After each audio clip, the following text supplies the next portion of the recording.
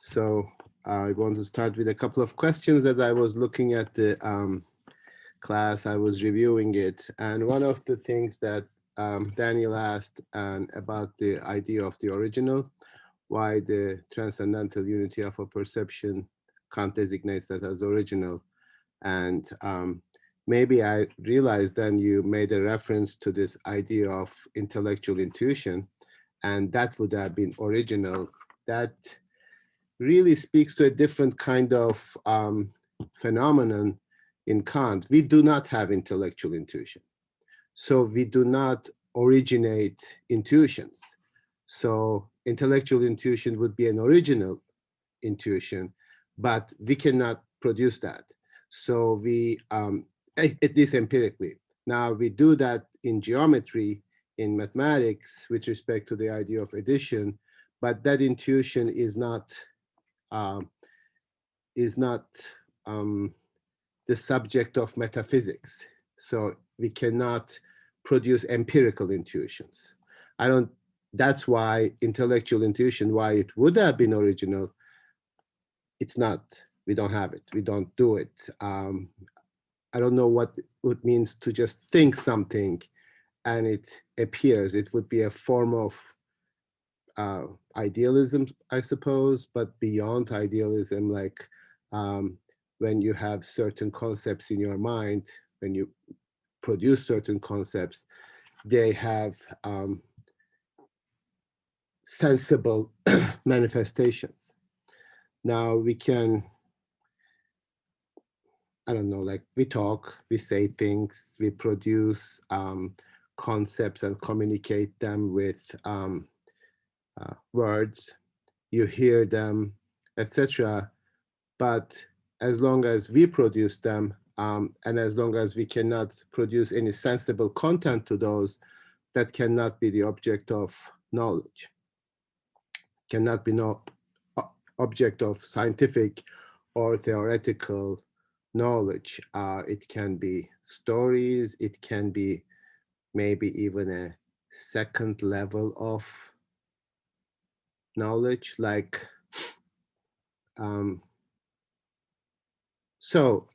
what is one of the concepts that we believe that we made up but doesn't actually exist in external reality? This is a very relevant example. God. Sure. God. Yes. Okay. Well, you go all the way to the top. Yes, and we do have. We can say that, does God have a Wirklichkeit when we were talking about it in terms of effectiveness? It does. Like as an idea, it has a certain reality that we act in the name of God, in the name of our conception of God, and then we produce certain wars and charities or whatever. But it is not, the knowledge of God as an idea is not a theoretical knowledge. So that's the best example to produce with Kant. But to be a little bit more speculative, I would say something like race. So in 19th century, people really solidified this idea of race, believing that it had an empirical reality. It's not actually an intellectual intuition because it has some kind of foundation in sensibility, but it's not real. It doesn't really correspond to an actual existing reality than we discovered. But its impact doesn't go away. It still has all the sort of, we can study the history of race while at the same time recognizing that it's not a real concept. So that's one example, for example. So intellectual intuition doesn't exist. So that would be an original intuition. He wants to say we are never original in that regard. We are always receptive. So our intuitions are receptive. Now, transcendental unity of a perception, on the other hand, is original in a different way, in the way of being the ultimate condition for the unity of our presentations. Therefore, he designates that as original. So I hope it's clear. I wasn't really very clear in my answer to you in that sense. Now, does that make sense, Daniel? Yes? Okay. You are shaking your head, but I'm not registering that always. Yes, Esther. Um, just to make sure that I got it, transcendental apperception is original because it is the thing that allows for the unity of um, uh, perception. What Yeah, is it's the not word? a thing.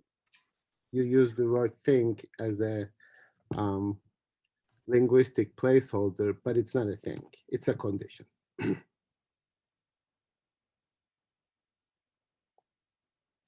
Now, yeah, any other questions?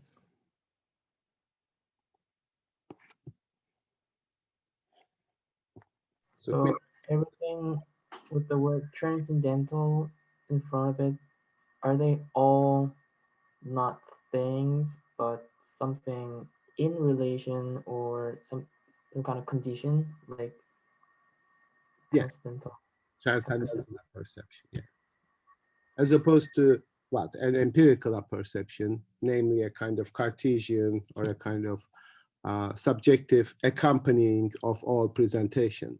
I'm actually present with all my presentations empirically. So that seems to be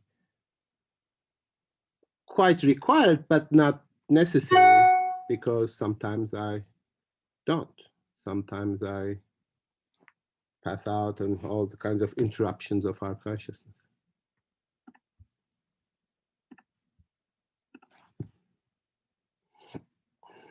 Okay. Any other?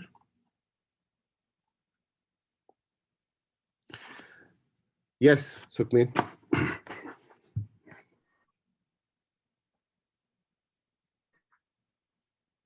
You fro- Sure. you froze, I think. I mean the categories. I didn't hear you because you froze. Okay. So you Can you have to hear me start now? from the beginning. Okay. Um, I wonder how the categories um can actually work out. I mean, it works out with real world. I mean, Ding an sich or the external world, and it keeps making me how to say suppose that the structure of category and the structure of the external world are corresponding to each other. I mean, they're built in the same way.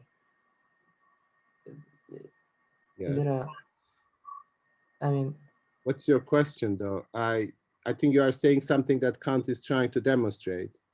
He is trying to I mean, demonstrate how categories can apply to the external world, but you said Ding an sich. External world is not really Ding an sich. it's not. No, not like, at least terminologically, it doesn't correspond to it in Kant's language because Ding an sich is not in space and time. But the external world is in space and time to the extent that it is the object of knowledge and to the extent that it is given to our receptivity. Yeah, I was wondering if the object Ding an sich is structured the same way that our categories are structured. I'm not sure why you keep saying the object and then Dinganzi. Oh, okay, just Ding an sich. Dinganzi isn't structured the way our categories are structured. Okay. I mean, he says that quite explicitly, and that's his notion that since our categories apply to things as appearances, and we cannot assume that they correspond to things as things in themselves, because if they were to correspond to things in themselves, then they would belong to things themselves, in which case whatever information that we can have from the things in themselves would be an empirical information.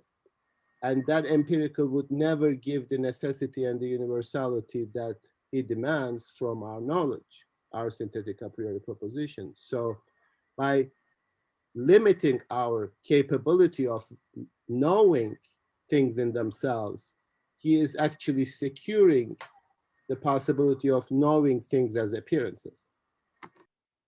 That's the concession. That's the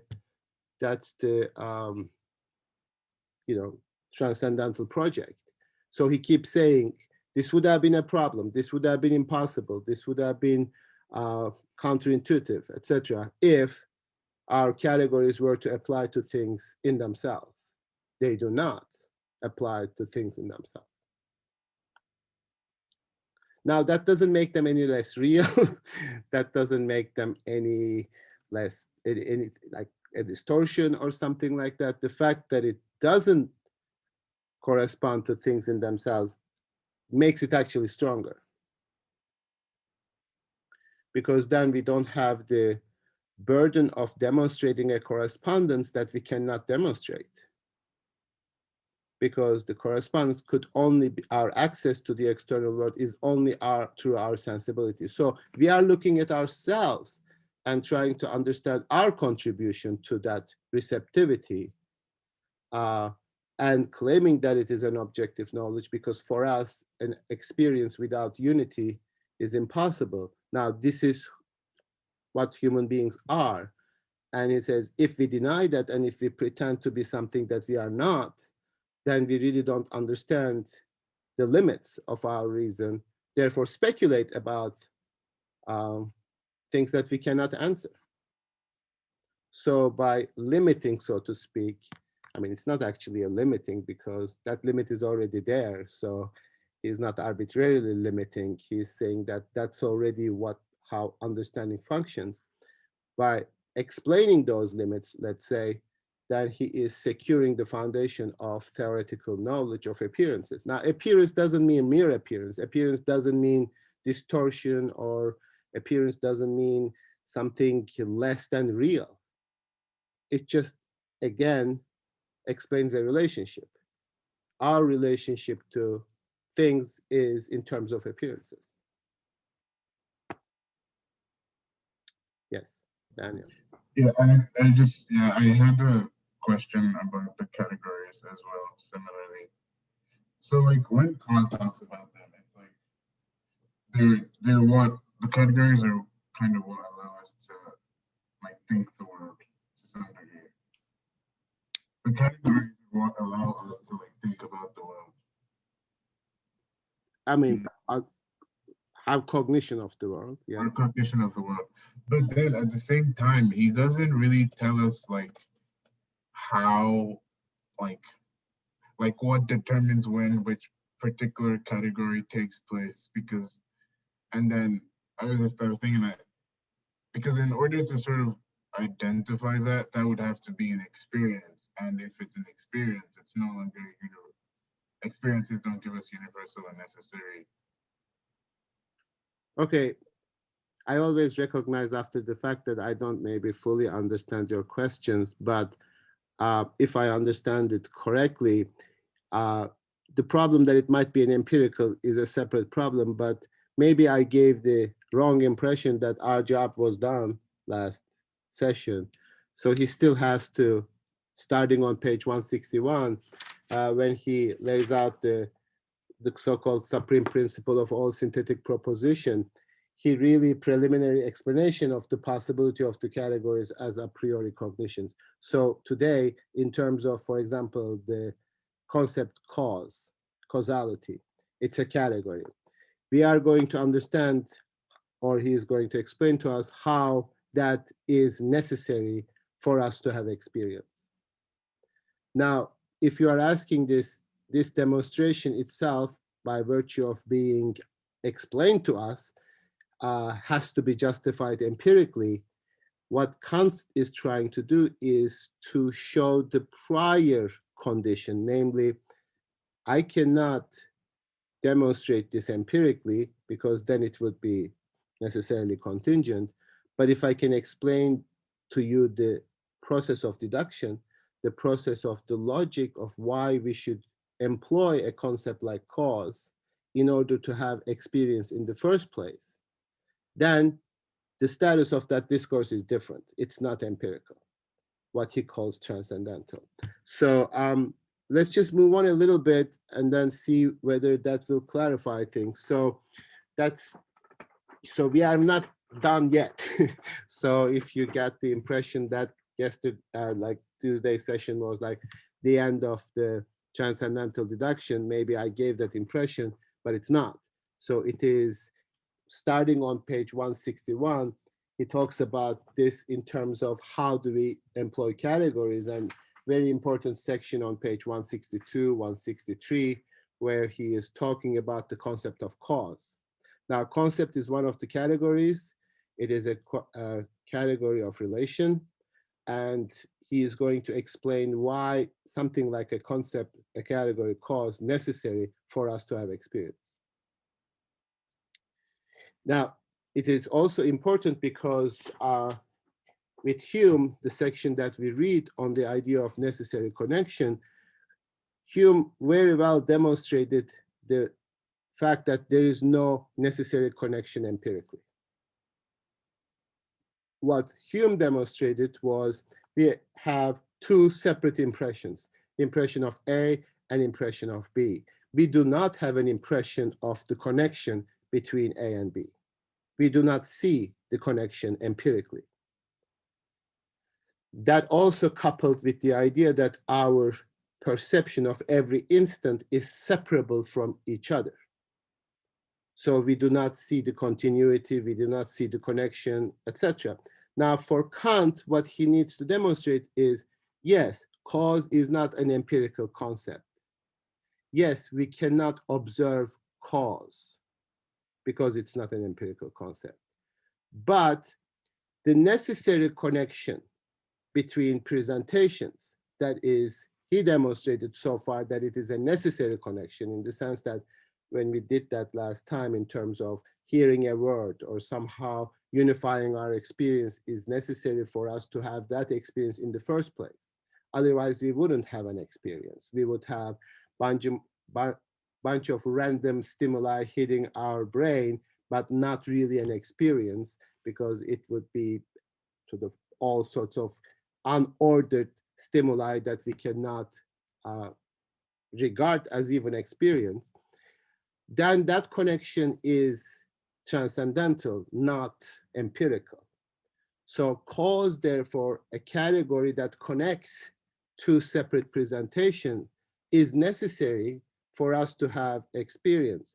So cause is not an empirical concept, yes, but since there is a necessary connection between presentations, cause must be a pure concept that allows us to have experience in the first place. That's the logic. So whenever we search for causality in nature, as he will say very strangely, I mean, I don't want to jump there, but on page 173, when he says, thus, however exaggerated and preposterous it may sound, if we say that the understanding is itself the source of the laws of nature, and hence the source of nature's formal unity, such an assertion is nonetheless correct and is appropriate for the object. So in responding to Hume's problem that we cannot really ascertain causal relations in the realm of nature, therefore we cannot talk about causal laws, he says, yes, when we talk about causal laws, we are talking about the structure of our understanding, not things in themselves. But let's see how that happens. So he starts on, oh, go ahead. No, actually.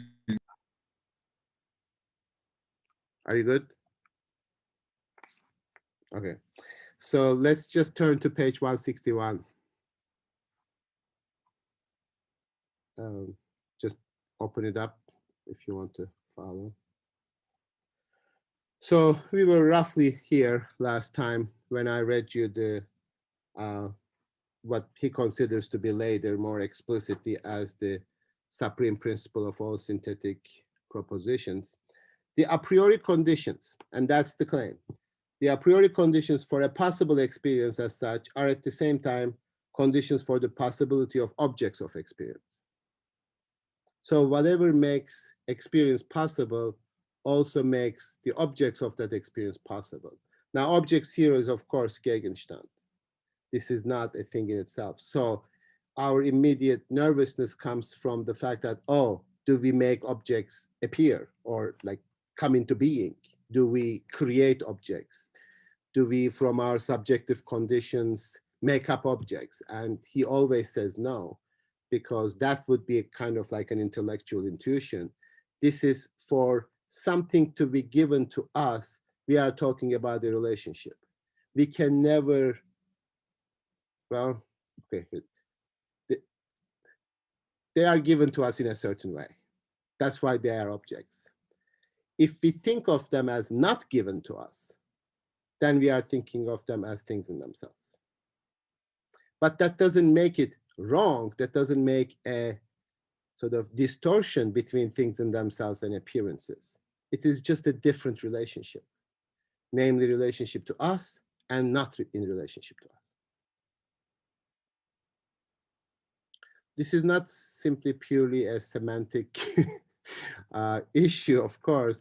This is a very important understanding of what we mean by the external world, because we always, ever since Descartes, has this idea that whatever we know about the external world is false through our senses. And at least, even if they are not false for Hume, they never reach the level of necessity. It is always going to be different. So this is the problem of causality. This is the problem of induction. But for Kant, the issue is, how is it that is even possible for us to be receiving intuitions from the external world? What conditions must be fulfilled in us, in our capacity for us to have experience in the first place? So now I maintain that the categories set forth above are nothing but the conditions of thought in a possible experience. This is on page 161, A111. It's all A. So third full paragraph, continuing.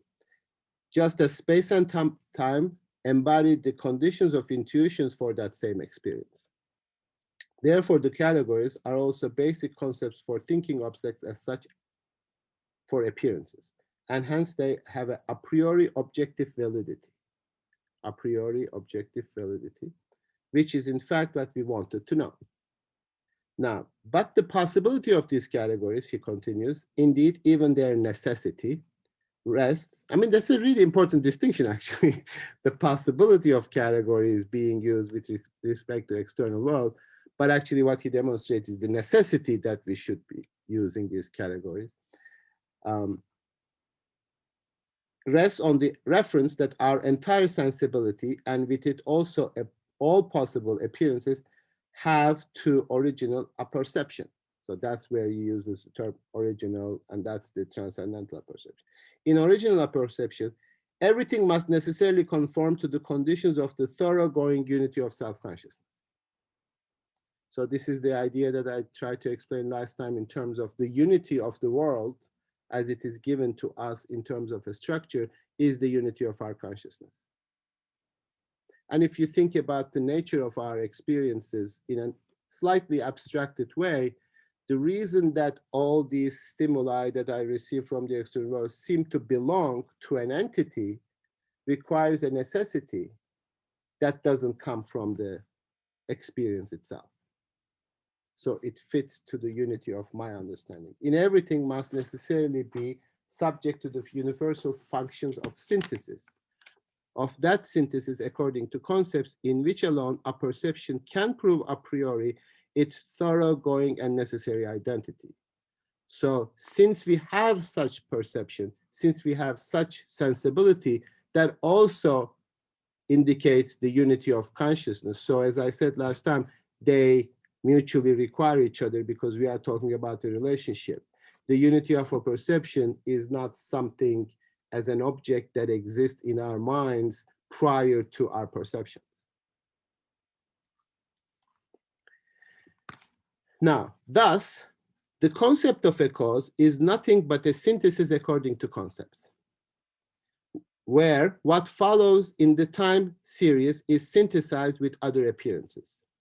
And without such unity, which has its a priori rule and which subjects appearances to itself, no thoroughgoing and universal and hence necessary unity of consciousness would be encountered in the manifold of perception.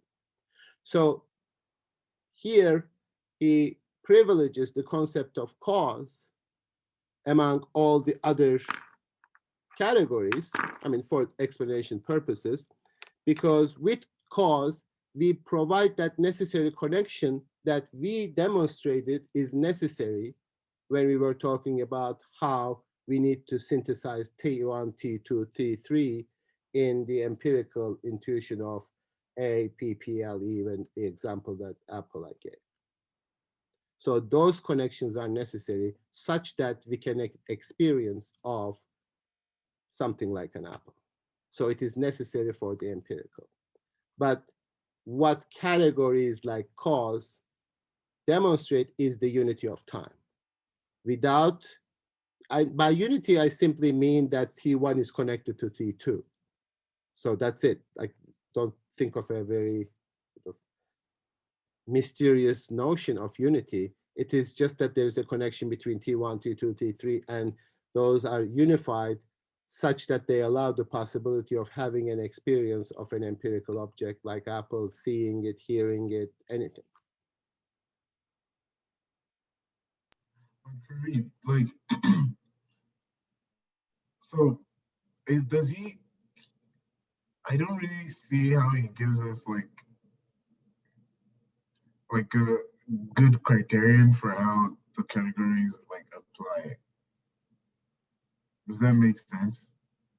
Well, I assume you are still skeptical about the necessity of the unity of presentation. Yeah, I'm skeptical about the necessity part of it because I guess maybe it's because we're only using empirical examples, but in like class to explain this. But to me, it just seems as if like the only way you can actually really demonstrate this is by like reference to something, like to an experience thing. Well, that's what I did. You are correct. And I was trying to warn you from the beginning that this is not an empirical synthesis to the extent that we think of the synthesis of time. And Esther, did you have a question? I'm sorry. Okay. Let me try it this way. If we can recognize that there is a certain structure to our experience, just trying to be very basic right now, in the sense that I perceive this object as separate from another object. Now, we can claim, like probably most natural scientists would, those objects are separate from each other in and of themselves, right? So the unity, the meaningful structure of our experience, right, which you admit that we have, right, comes from the external world. If that were the case, that separation would not be necessary because our knowledge of the external world cannot be pure speculation. It has to come from experience. Now, presentations are in themselves, from the things in themselves, are not given to us. And I mean, we don't even know. We can't assume that they are given to us in a meaningful way because then we are assuming a structure, meaning, unity in the world, independently of us. But that knowledge of that unity would always be subjective. It will always be through empirical knowledge.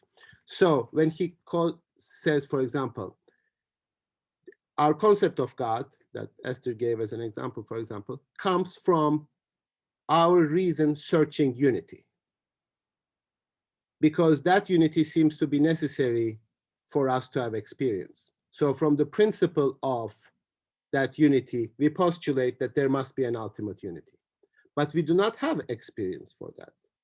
And we can try to answer this question whether there is actually a God or not, which is really the question whether there is actually a unity to the structure of the universe. Obviously, at this point, most people don't think God, well, if they think about God rather than having an object of faith, it is not an object that exists in the sky, like a being which is limited, like an Olympian god type of thing, right? So it is a unity. Now, if this were a unity, we need to search for the roots of that unity in our understanding and reason, not in the external world, because even if there were such a unity, we would never know it.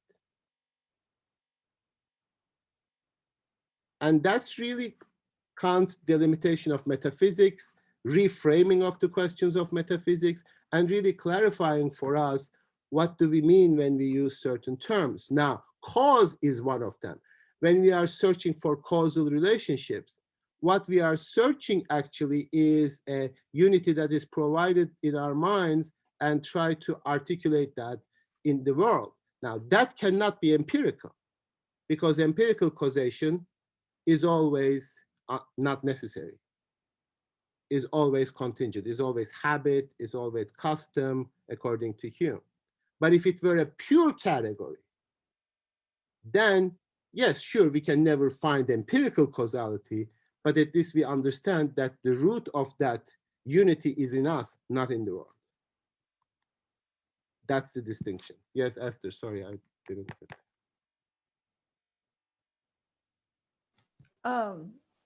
So I had a question. If there was God in the sense of an unity of the external world of objects, would that eliminate the need for unity of self-consciousness? Would that mean that we were purely like receptive of the objects and appearances and whatever? You were cut after the receptor. Oh, would that mean we were like just purely receiving like the appearances and objects, whatever, and there would be no need for concepts or understanding or the transcendental apperception if there was an external unity such as God? It's impossible for me to answer that question because I mean, obviously, I would say nobody knows, but the difficulty specifically is if that were such a unity, that would still somehow be an object of knowledge for us. And the only way that it could be a knowledge for us, a possible knowledge for us, would be through the empirical. And through our limited sensibility and empirical knowledge, we could never reach that absolute unity. So this is the example of sometimes people give like the idea of intelligent design, right? So that's just try to prove the existence of God, that there must be an intelligent design. If there were an intelligent design, to the extent that it is empirical, which not only just like how the universe functions, etc., but how eternity works, how the sort of infinity of space functions or something, we would try to know them or just assume it by faith, but that's not theoretical knowledge for Kant. Intelligent design as an objective fact is not empirical knowledge for us. I mean, you can speak about it all you want. You might be impressed by the way in which watches and insects work, which is perfectly fine. But from that to jump to an intelligent design is a leap of faith. People look at it, oh, look at how everything, like, look at the way in which our liver functions and our heart functions. There must be an intelligent design for that. That's precisely Kantian concept of hypostasizing from your experience to that which goes beyond our experience. And therefore, we wouldn't probably know it necessarily and universally. So you accepted the premises that only a priori knowledge is universal and necessary, then this follows from that. So the heart, I mean, one of the hearts, let's say, of the matter is to accept that there is nothing universal and necessary that can come from experience. And that's Hume. That's Hume in Kant, that he pretty much imprints that in Kant, that our knowledge has to have a foundation in the external world. Yes, Josue. Yeah, I was just gonna say, if that's the case, right? Say our understanding of medicine, then what we know, like for example, how a liver works, right? It's it could be otherwise then, right? Yeah. It could be otherwise. It's just based on like our cognition, but it's not, I mean, we have no way of knowing if it works like that. Like we can approach it in different ways, right? Sure, and presumably everything that we know about the liver might change according to the evolutionary change of human body. So if previous generations had a lot more drinks than they had before, we could have had a stronger liver or stuff. I mean, you know what I mean? So human beings change according to material conditions, and their bodies change, their DNA change according to, you know, um, conditions of living. So that would never be a necessary knowledge. And that's how it, in every empirical science, that's in principle possible. Now, for practical purposes, of course, I'm not going to count on the fact that our livers are going to change in the future, etc. But that's a very limited time span. That's a very, in the grand scheme of things, it's a very, like, even human life on Earth is pretty limited, and it has evolved as far as we can see. So that's always subject to change. Now, you can say to Kant, like, there is really no knowledge that is universal and necessary. All the things that you are saying about human reason is not really the case. You can make that argument against Kant because human reason is not something stable either. Our capabilities that you consider to be in terms of concepts themselves might change. That would be a separate argument, but it could be made.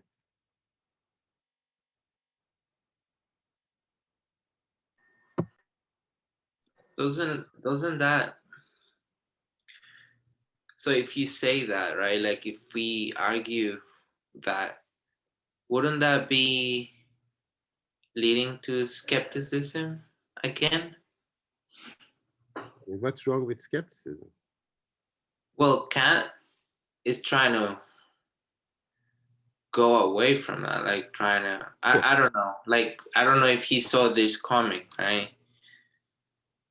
Of course, you are absolutely right. He is referring, sort of resisting to some kind of tendency within modernity, to leading to skepticism. Not just skepticism in principle, not in general. Like, I might have all my skeptical thoughts about medicine, but I might still go to the doctor, or I might choose not to, etc. But you're right, in terms of the foundation of knowledge that he is interested in, and to establish universal and necessary propositions, he wants to get away from that. Yes.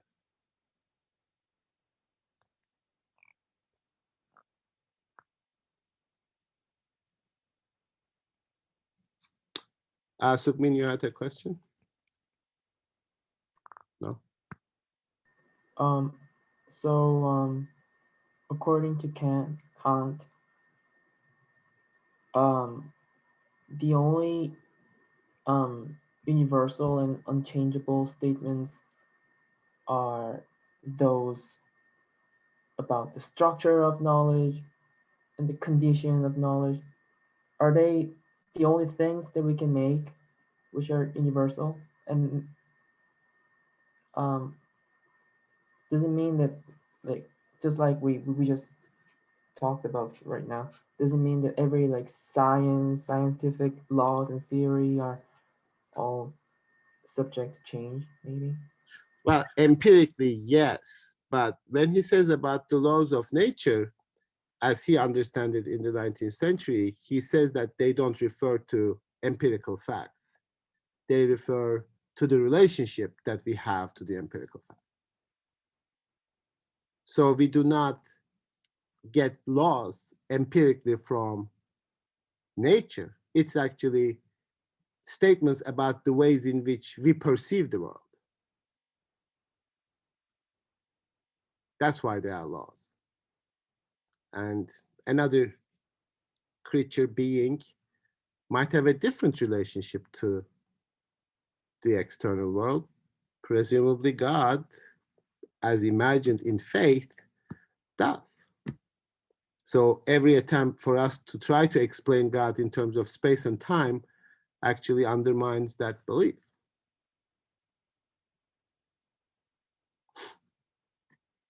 What? Sorry. This is maybe not on this, but like, how did Descartes explain the existence of God?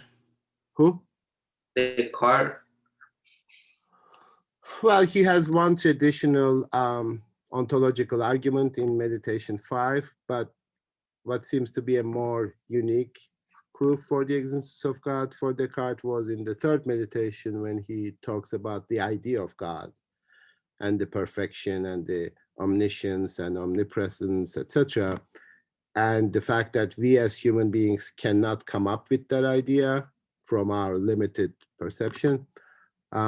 Therefore, God must have put that idea in me. So for Kant really explains how we really come up with the idea of God from the principles that exist for our experience and postulate from that. Therefore, within that simplified version of Descartes and Kant, Kant seems to be more reasonable in explaining our idea of God.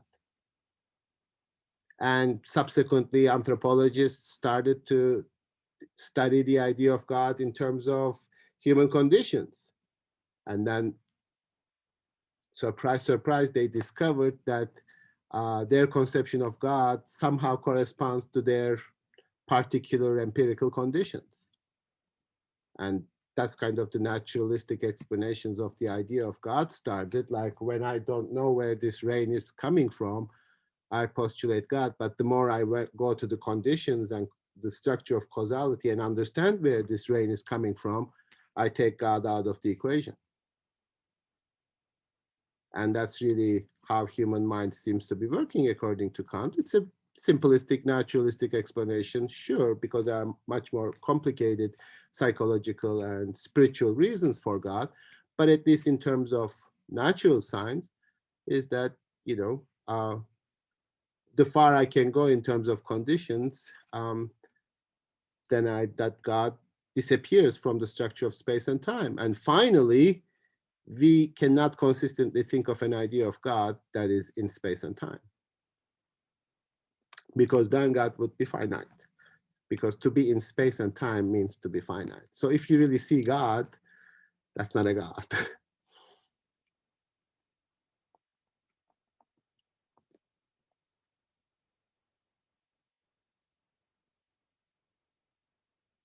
Sometimes when I teach 19th century, I was accused of not respecting people's beliefs in the past at Earlham.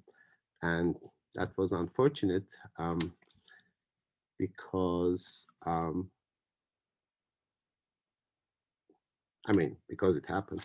But you can respect the belief if it is a belief. And if it is a matter of faith, of course, there's really nothing to say, in polite company. But if it is an empirical manifestation, that actually weakens the idea of God. That actually makes it less believable if we understand God in terms of space and time. So I reversed the, I mean, it wasn't, maybe it was an accusation. So maybe I reversed the accusation saying that I actually respect the idea of God more than you do. You disrespect the idea of God. But that didn't work very well, because if you make an accusation, you just stick to it very firmly. So. Yes, Sukhmin. Okay, I want to go on, but yeah.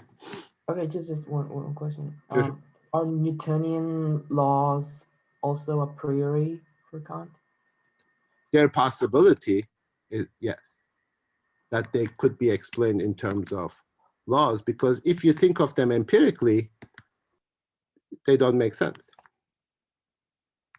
But I guess the subject, I mean, in the form of judgment, the subject of Newtonian laws are always empirical, like mass or like air pressures.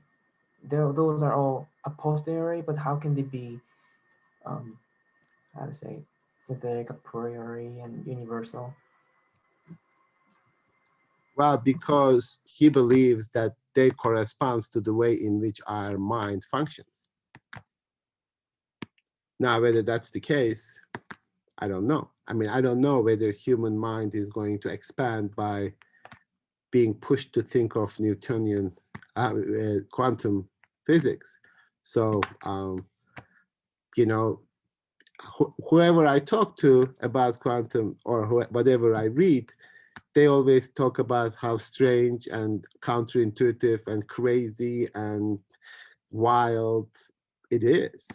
So that seems to suggest that it's forcing our ability to think. Principle of non-contradiction. How can something be both wave and a photon? Like, it sort of pushes our limits of perception, at least sensibility. So I don't know. I mean, these are all like philosophical questions that need to be debated, at least, or thought about way beyond this class. Yes. Yeah, I think yeah. So like you talked about accepting, like Kant's premise is that we can't make objective, we can't like make like universal and necessary claims about knowledge from experience, but we also can't like, we can't talk about things that make sense outside of experience. In theoretical knowledge, yes. In theoretical knowledge. But at the same time, he's trying to establish these categories that allegedly structure our experience from within experience. Like he has to speak from within experience if he's to accept that premise of not like speaking about things beyond possible experience. And if he's still within experience, this is what I am sort of struggling to wrap my head around. Because then that makes like, well, okay. yeah. It is one thing, I mean, Kant believes, so I can say it's one thing to look at the content of experience and try to demonstrate that in terms of that content. But then he believes it's another thing, and that was how I tried to explain transcendental discourse, to look at the experience and see how it works and take one step back and says what should happen, or what should be the case, what should be the condition for that to be possible. So he believes that these are separate projects. He believes that one is an empirical project and changes according to the empirical findings. The other doesn't change according to empirical findings, could not be otherwise. So I'm not going to, if I give you the example of Apple, book, hearing, touching, those are all going to follow the same structure. nothing in those experiences will change any conclusion about the a priori conditions because they all happen according to the same structure. That's his claim. Therefore, something like causality, we are never going to empirically prove or disapprove causality because it is not an empirical concept. It's a pure concept, which means we are never going to observe it. So it will never be within the experience because it makes experience possible. Therefore, causality is a universal category rather than an empirical category. I know it requires maybe a way of thinking about experience that we are not used to. And I don't want to make presumption about the fact that you are an anthropologist, right? So that might be because of that. I have this issue with my colleagues in anthropology too. They just don't believe it. They just dismiss it, right? Some of them. But I keep saying that Kant actually invented the concept of, well, more or less, the concept of anthropology in the modern way. So. But let me go on a little bit, not too far from 162, just read a little bit because this section this phrase that I like the most. So he says, the concept of a cause, I'm repeating, is nothing but a synthesis according to concepts, where what follows in the time series is synthesized with other appearances. And without such unity, which has its a priori rule and which subjects appearances to itself, no thoroughgoing and universal and hence necessary unity of consciousness would be encountered in the manifold of perception. Now, I want to add maybe just two statements, which is in the analogies later. So we are not reading the whole Kant, obviously, but might help you if it doesn't ignore it. But on page 247, and you don't have to, I mean, you can scroll down and find 247, but when he works out the conclusion of deduction, and analogies of experience is a set of synthetic a priori propositions, he says, experience is possible only through the presentation of a necessary connection of perception. This is what he thinks he demonstrated in the deduction. Now, that's the principle of analogies. Namely, analogies are synthetic a priori propositions to the extent that they are applied to categories of relation. And on page 259, he formulates that in terms of causality. And he says on page 259, second analogy, all changes occur according to the law of the connection of cause and effect. Now, that a priori necessary connection is for Kant provided by the concept of causality. If there were not such a necessary connection among presentations, what would have happened is these perceptions would also not belong to any experience and hence would be without an object. This is on page 162 again. They would be nothing but a blind play of presentation, i.e., they would be less than a dream. I don't even know what less than a dream means. Just sort of imagine, and I'm using the verb receiving, quote unquote, receiving presentation from external world in a purely chaotic way. To the extent that you cannot even make sense of that chaos. That's the imagine. That's he's asking you to imagine. So he says it is less than a dream.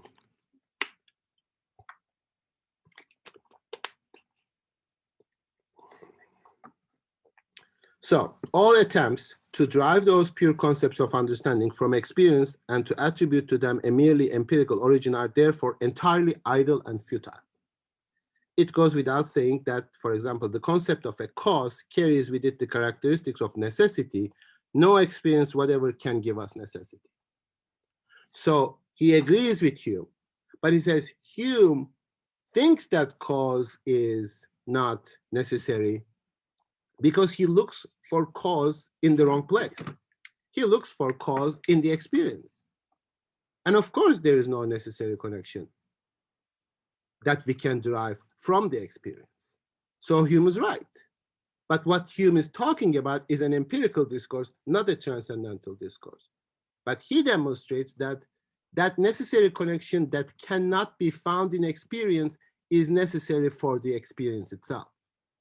That's the demonstration that we can come back, and I can try to demonstrate that again, why a necessary connection between T1, T2, because at the moment of T2, we assume in terms of presentation, T1 disappeared, so we need to engage in a pure synthesis, which is not an act that we do in time, but something that our mind synthesizes time. We synthesize our relationship to the external world. Time is not an object that we synthesize like this. This is a way of our sensibility functions in terms of concepts. That's what we need to understand. And I'll stop here and let you think and wrap your mind around that, but that's really the heart of the matter. So you need to understand the necessity of the unity in terms of connections of presentations to each other, and why it cannot be empirical, as Hume very well demonstrates. But where Hume fails is to constantly look for this in the experience, but not in the possibility of experience.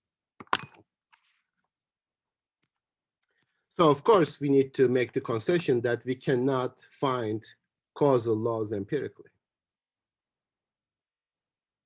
So while he is always set to operate with the Newtonian worldview or Newtonian universe, he actually isn't. I think he might justify Newtonian universe, but I'm sorry to say, as a philosopher and not as a scientist, he is superior to Newton because he transcends also that very notion of mechanical universe. I think Kant, I mean, I would argue with pretty much anybody, I suppose. Kant also has room and possible explanation for the theory of relativity, quantum mechanics, etc. So like, and say, oh, Kant was a Newtonian. No, Newton was a Kantian.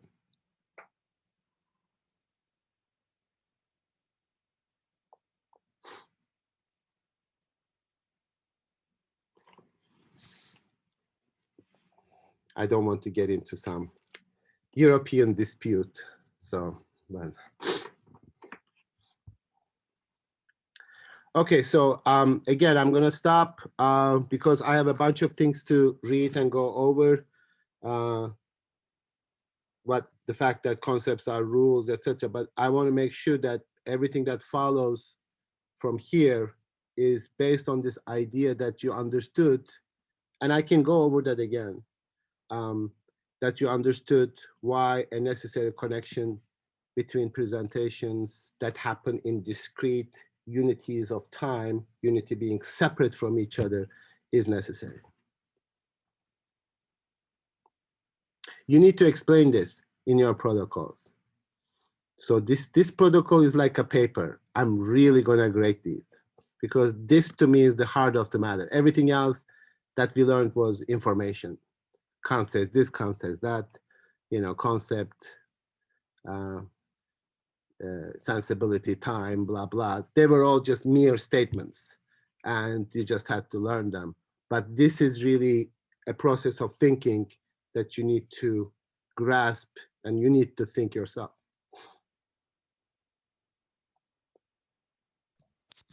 Can you say that again? Unity exists in discrete, or?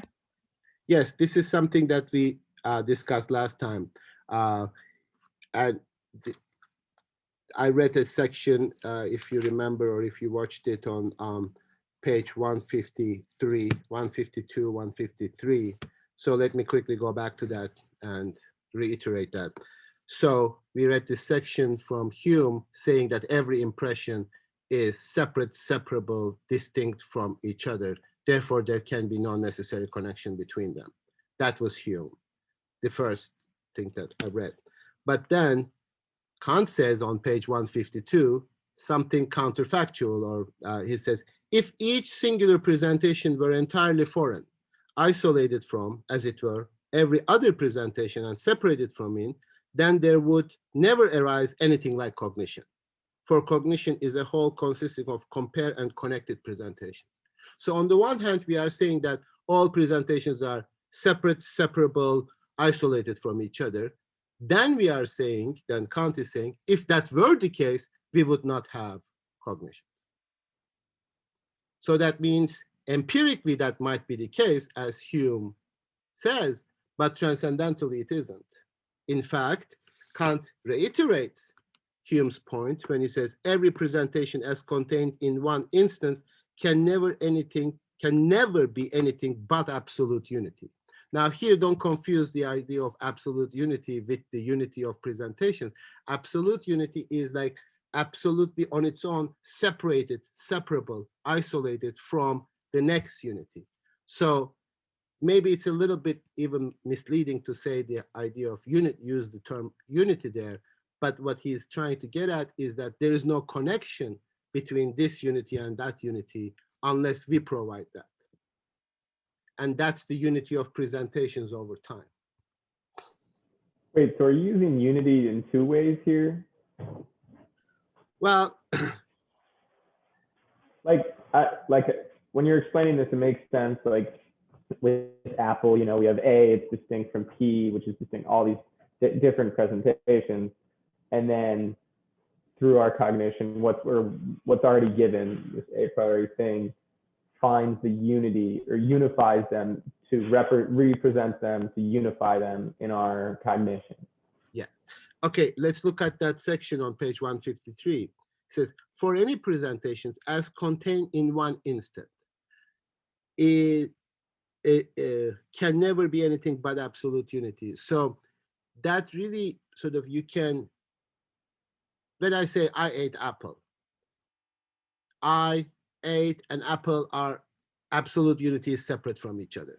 But even in the apple, A is an absolute unity separate from P and from P. So their unity is a sort of isolation, like, and it's on its own. It's isolated from A and P. But he says, now, in order for this manifold, so this is a manifold, to become unity of intuition. So now he's talking about the unity of intuition, i.e. in the presentation of space, it must first be gone through and gathered together. This act I call the synthesis of apprehension. Now, when I give this example like this, that annoys Daniel because this is an empirical synthesis.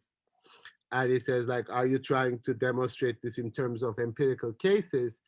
Yes, in the A deduction, he seems to move from there. But if I find this section,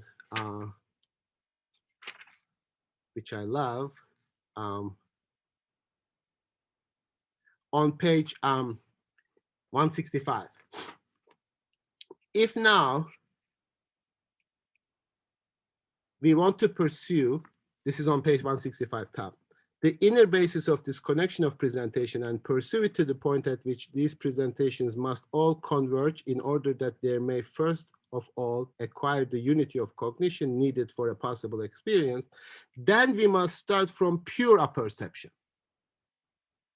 We didn't start from pure apperception. We started from the intuition. But he says now we need to start with, that's why it's original, that's why it is transcendentally the first condition. All intuitions are nothing for us and are of no concern to us whatsoever if they cannot be taken up into consciousness, whether they impinge upon it directly or indirectly, and solely through consciousness is cognition possible.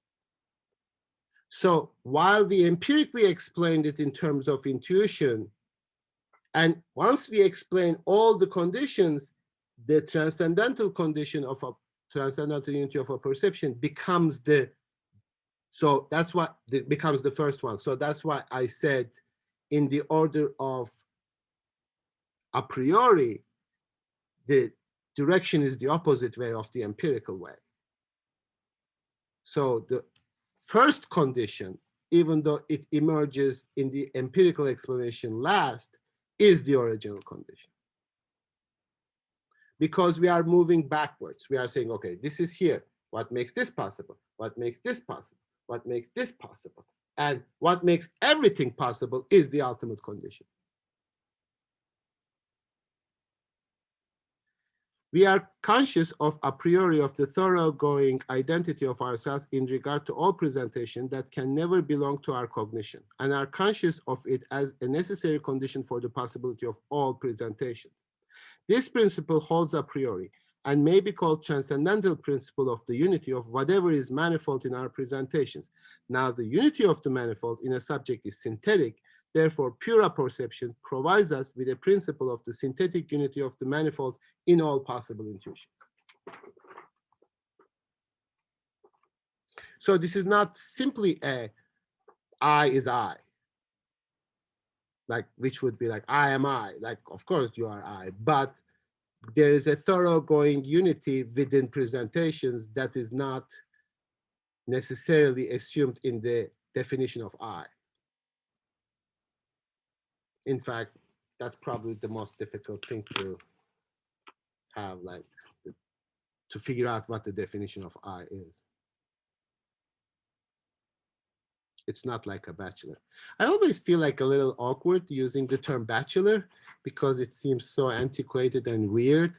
And then there's a show like Bachelor and The Bachelorette that I found out recently. So I was like, okay, it's not, I mean, it's a pretty bad word anyway, but it's at least a TV show. So that's analytic, but I is not analytic.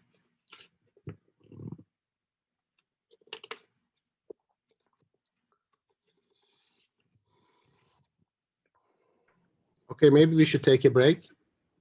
You should think about this, ruminate, eat, take a nap. Well, don't take a nap, but eat some sugar or something and then come back. So Kant makes a number of observations about the function of imagination. And imagination, as you remember empirically, is the ability to reproduce presentations when they were absent. So I try to explain that necessity empirically, but I don't want to get into that too much now because it actually confuses you because you always go to the process in terms of the empirical. But after Kant, this relationship between imagination and time becomes very important philosophical topic, because if we continue with his notion that time is a relation, and then continue with the idea that in order to order things in time, in terms of our cognition, we need to reproduce time itself, and our imagination is related to time, opens up a whole interesting set of questions for philosophy subsequently. And people take it to understand our relationship to time in terms of existence.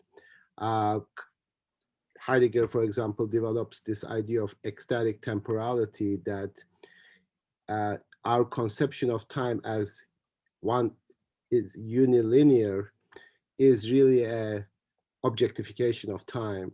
We are representing time.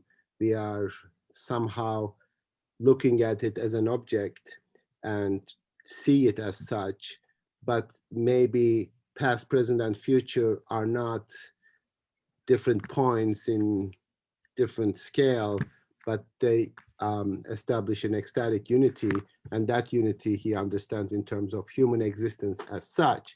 So this notion of imagination is very important, and he makes a number of observations starting on page, let's just say, since we finished 165, 166. So at the top of 166, he writes, but this synthetic unity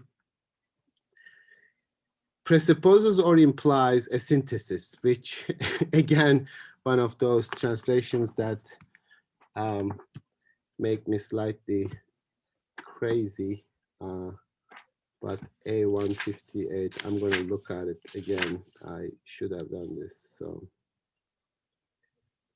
Voraussetzen or Einschließen, which I guess like implies or presuppose, and that that's actually a problem, because presupposing is something from the past, or at least conditional in terms of transcendental order, but implies is something that makes reference to the future. So implies a synthesis, or sort of, let's just say presupposes. I think it works better here.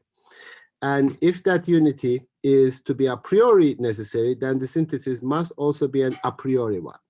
Now, again, the very notion of a priori synthesis is, as we talked about, and part of the reason why it is confusing you, because synthesis is something that we can only think empirically as something that we do.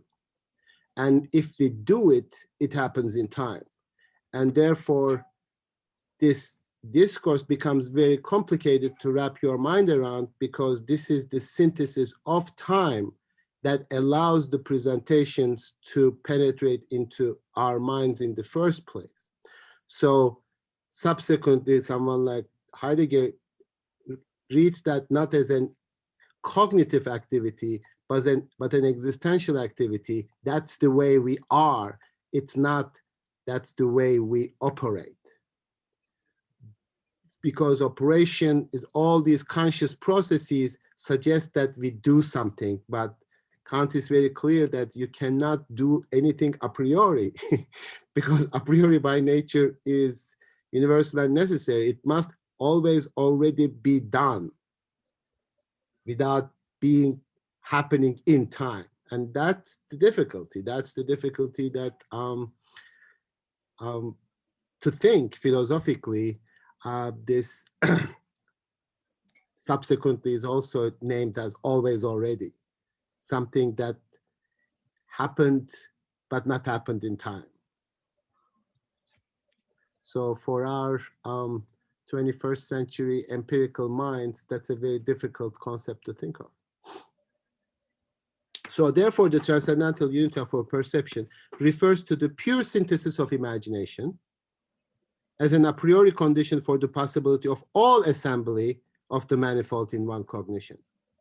But only the productive synthesis of imagination can take place a priori, for the reproductive one rests on the condition of experience. So again, productive and reproductive doesn't really help us, because again, the process of production, we think of something in time, but I keep saying this, hoping one day it's going to register. The synthesis of time in imagination cannot take place in time, does not take place in time. Therefore, we need to make at least conceptual distinction between productive imagination and reproductive imagination, namely the synthesis of time versus synthesis in time.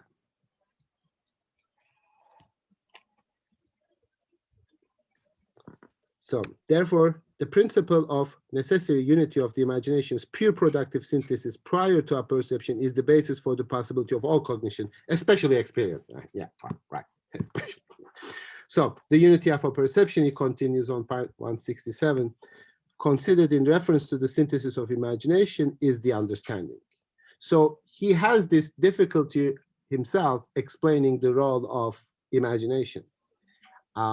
That you asked, somebody asked this, I think it was Daniel, yes, on Tuesday. It's a power, but he doesn't want to associate it with a separate power, because then you need to explain the unity of these powers, sensibility, understanding. Is there something in between? Sometimes he called this obscure power of the soul, etc. And literally, like Kant himself is having difficulty with the thought that he produced. So I always have this issue with attributing the origin of thoughts to philosophers, because Kant is trying to think something that he came across, but he is having difficulty of explaining. And that's a very important philosophical point, I think, that it's not the philosophers that count, it's what they are trying to think. That's much more important than what they actually do as people, right?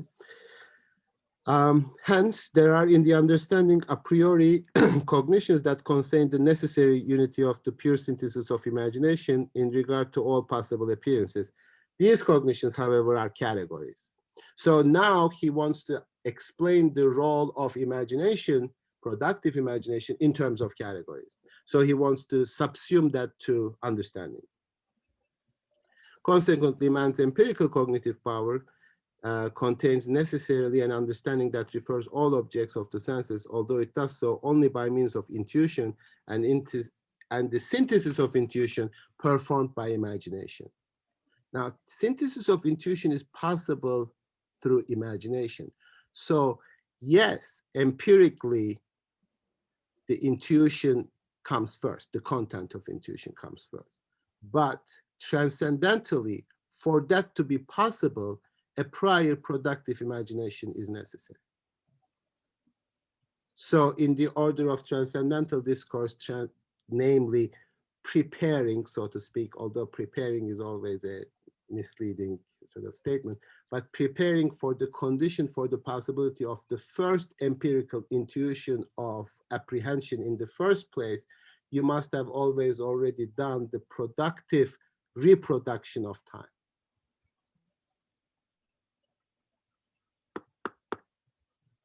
Can you say that one more time?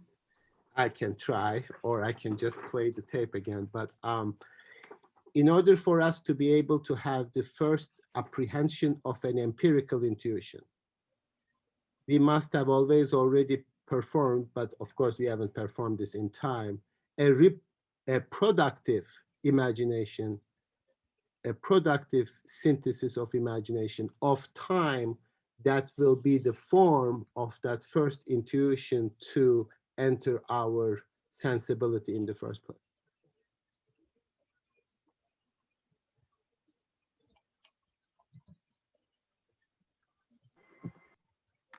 So how can I help you a little more with that? Yes, Esther first, then Sukmi.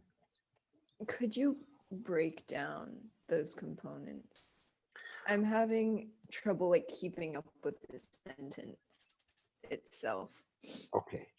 You know, I explained this last time in terms of the word apple as an empirical concept, an empirical intuition, as opposed to different segments of time that we kind of abstractly separated into different segments.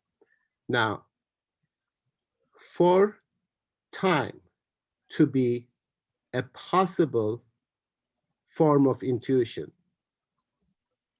form of empirical intuition, that time must have always already been synthesized before that first intuition penetrate our sensibility in the first place. Now, the difficulty, of course, and if I say it like this, it makes a certain amount of sense, but the difficulty is that synthesis of time, that is the necessary form of intuition, is not something we can do in time. Therefore, it is a transcendental condition, and unlike Daniel wants to push, it is not an empirical synthesis. Therefore, we cannot learn it in the experience.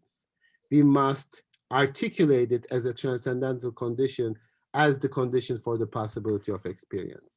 And therein lies the significant difficulty of Kant, because that's not something we can imagine. Imagination cannot imagine itself. So we cannot wrap your minds around it, for lack of a better expression, because it is a pure thinking, a pure process of thinking, rather than an empirical thinking in which you need some evidence in the experience. Okay, I'm confused where imagination is coming in. Like I'm getting the synthesis, the productive synthesis or whatever of time for the condition of you know, all these empirical things. Where does imagination come in? Well, imagination comes in by the fact that we do not experience in time discretely. So if we were subject to time, then there would be discrete gaps between different segments of time. But of course, he already said time is given as a indefinite magnitude. But that givenness is already an act of imagination to think of them when one part of it disappears. So we know this from empirical intuition because something is given in this time and that something is disappeared. But the time in which that something disappeared does not disappear. It's held together through imagination. And that's later on, someone like Husserl, for example, names as protension and retention. Like our mind stretches through imagination over a period of time and unifies that. And our minds should do that because it's a necessary unity. Oh, okay. So imagination is the productive synthesis of time. Yes, yes, absolutely. Okay. Yes, yes, correct. Yeah.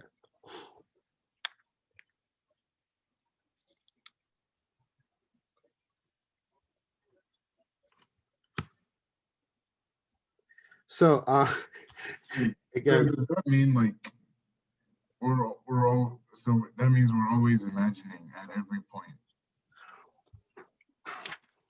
And again, like that's the way our mind functions in relations, not something that we are doing.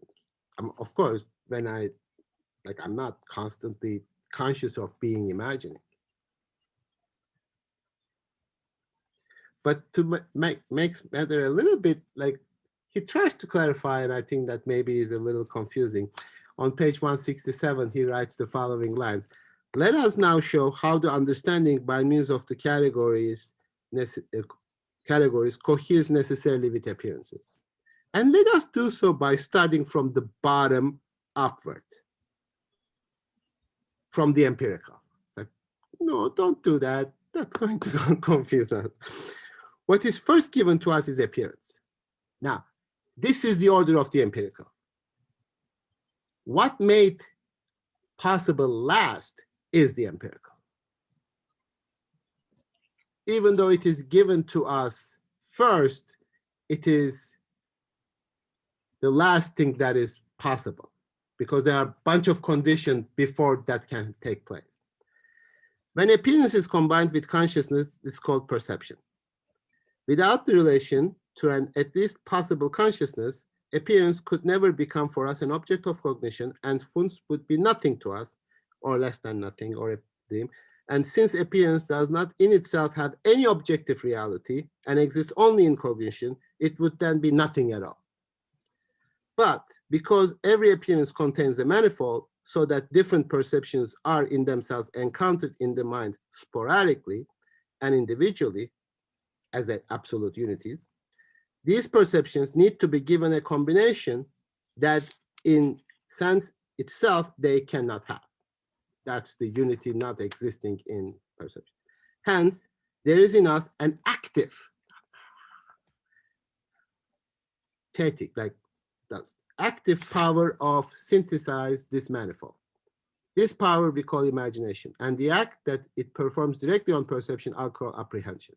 For the imagination is to bring the manifold intuition to an image, hence it must beforehand take the impression up into its activity and apprehend them.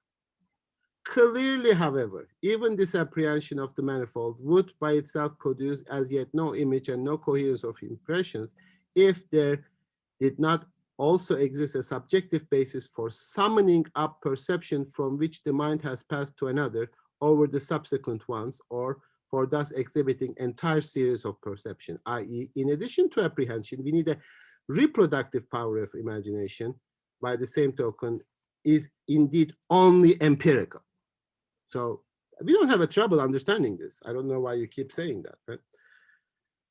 But if presentations reproduce one another indiscriminately, just as they happen to come together, then there would again arise no determinate coherence of presentation, hence no cognition whatever, but merely an accumulation of them devoid of any rule.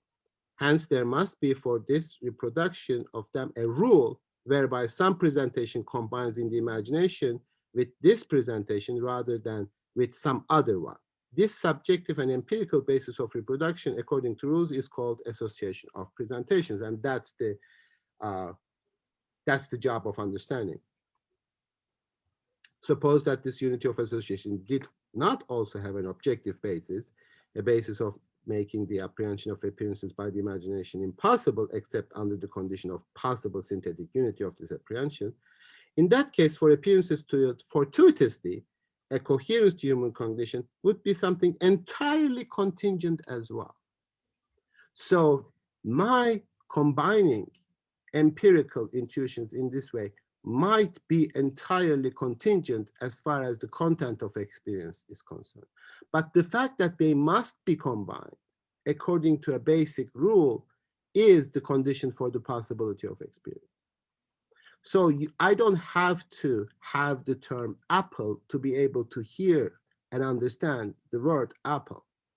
I don't have to have the empirical concept, but I have to have connection between different parts of that empirical manifestation according to a rule, so that I unify it into a word like apple, into an experience like apple, and that is a pure synthesis.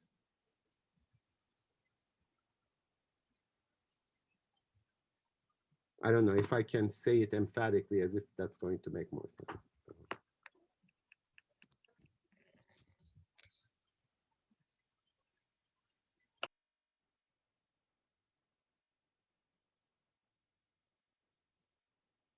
So on page 169, he says, A123, the objective unity of all empirical consciousness in one consciousness in the original of perception is therefore the necessary condition even of all possible perception, and the affinity of all appearances, whether near or remote, is a necessary consequence of a synthesis in imagination that is based a priori on rule. So that rule is not given in the experience. Hence, the imagination is also a power of an a priori synthesis, and this is the reason why we give it the name of productive imagination. And insofar as the imagination's aim regarding everything manifold in appearance is nothing more than to provide necessary unity in the synthesis of appearance, this synthesis may be called transcendental functionality imagination. So necessary unity is its form. It is temporal form. That temporal form needs to be provided by the imagination.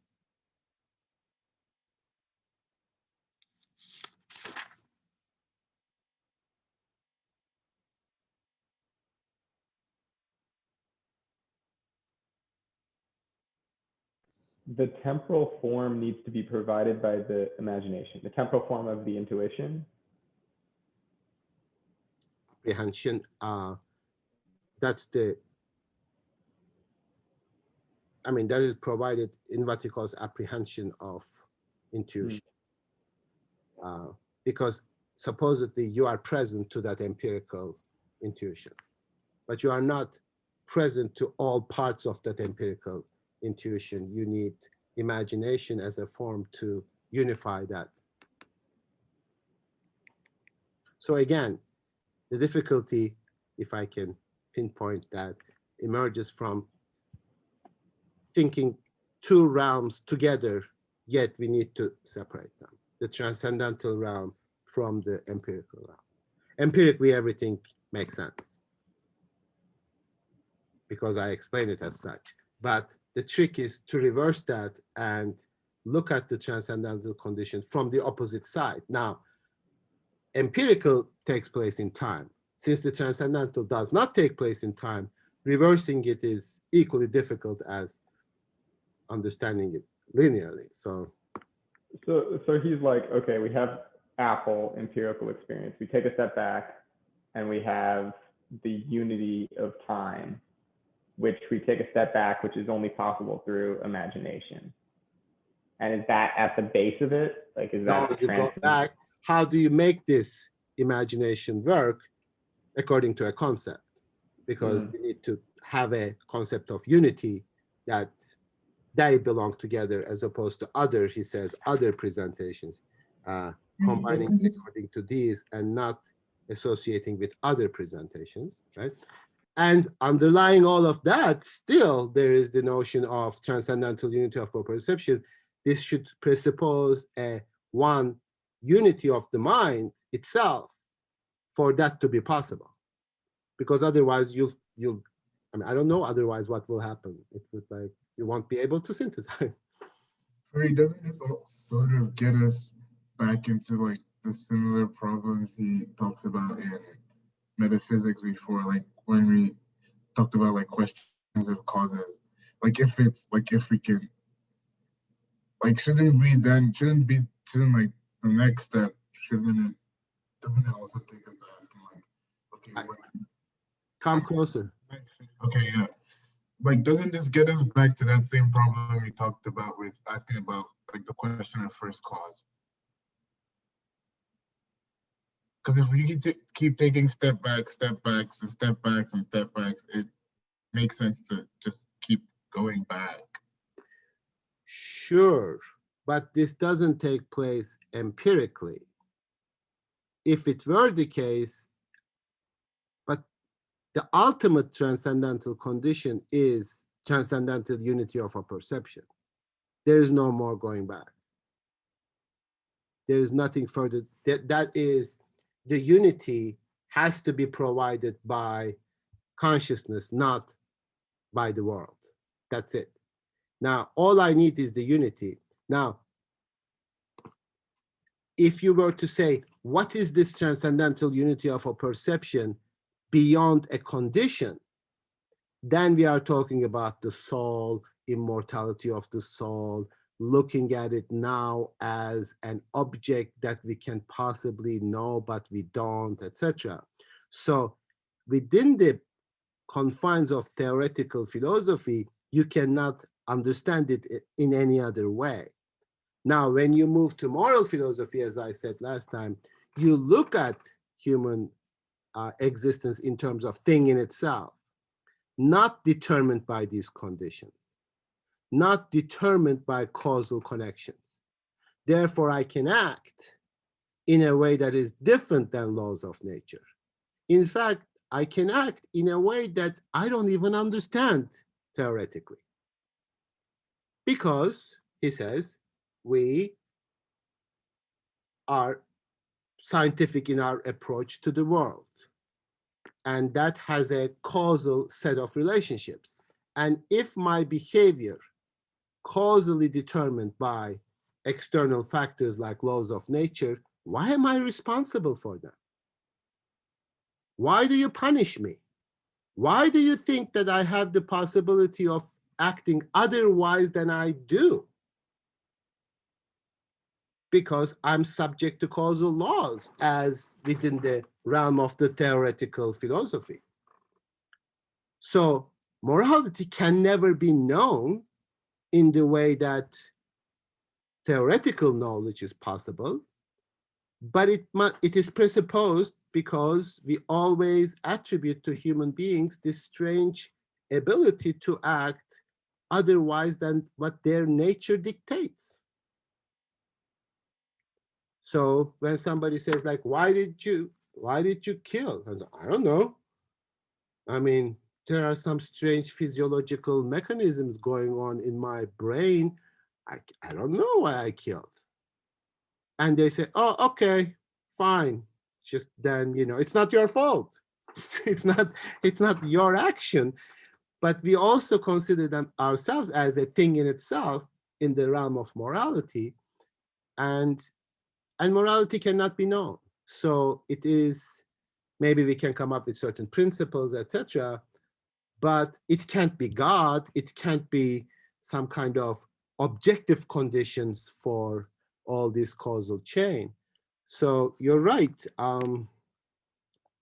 It both allows and also closes off the possibility of moving with this causal sequence. And we stop with us. We stop with the rational moral subject. Therefore, he says, morality cannot come from God. It has to come from reason.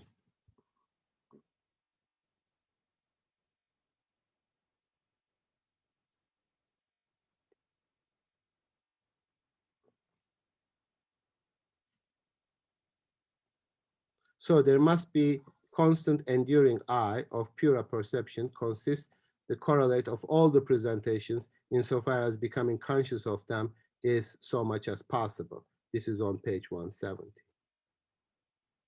Now he emphasizes that this only concerns the form of intuition.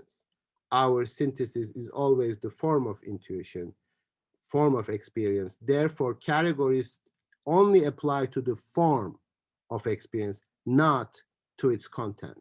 Hence, since form, namely time, is the condition for the possibility of us to have experience, we must synthesize time. We must have always already synthesized time for that content to penetrate our receptivity.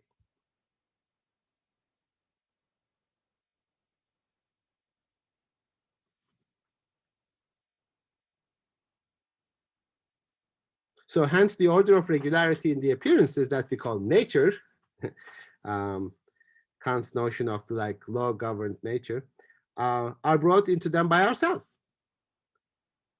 Nor indeed could such order and regularity be found in appearances, had we not, or the nature of our mind, put them into appearances originally. So we may characterize understanding a power of rules of understanding. This criterion of understanding, this is on page 172, this criterion of an understanding is more fruitful and comes closer to its nature. Sensibility gives us forms of intuition, but the understanding gives us rules.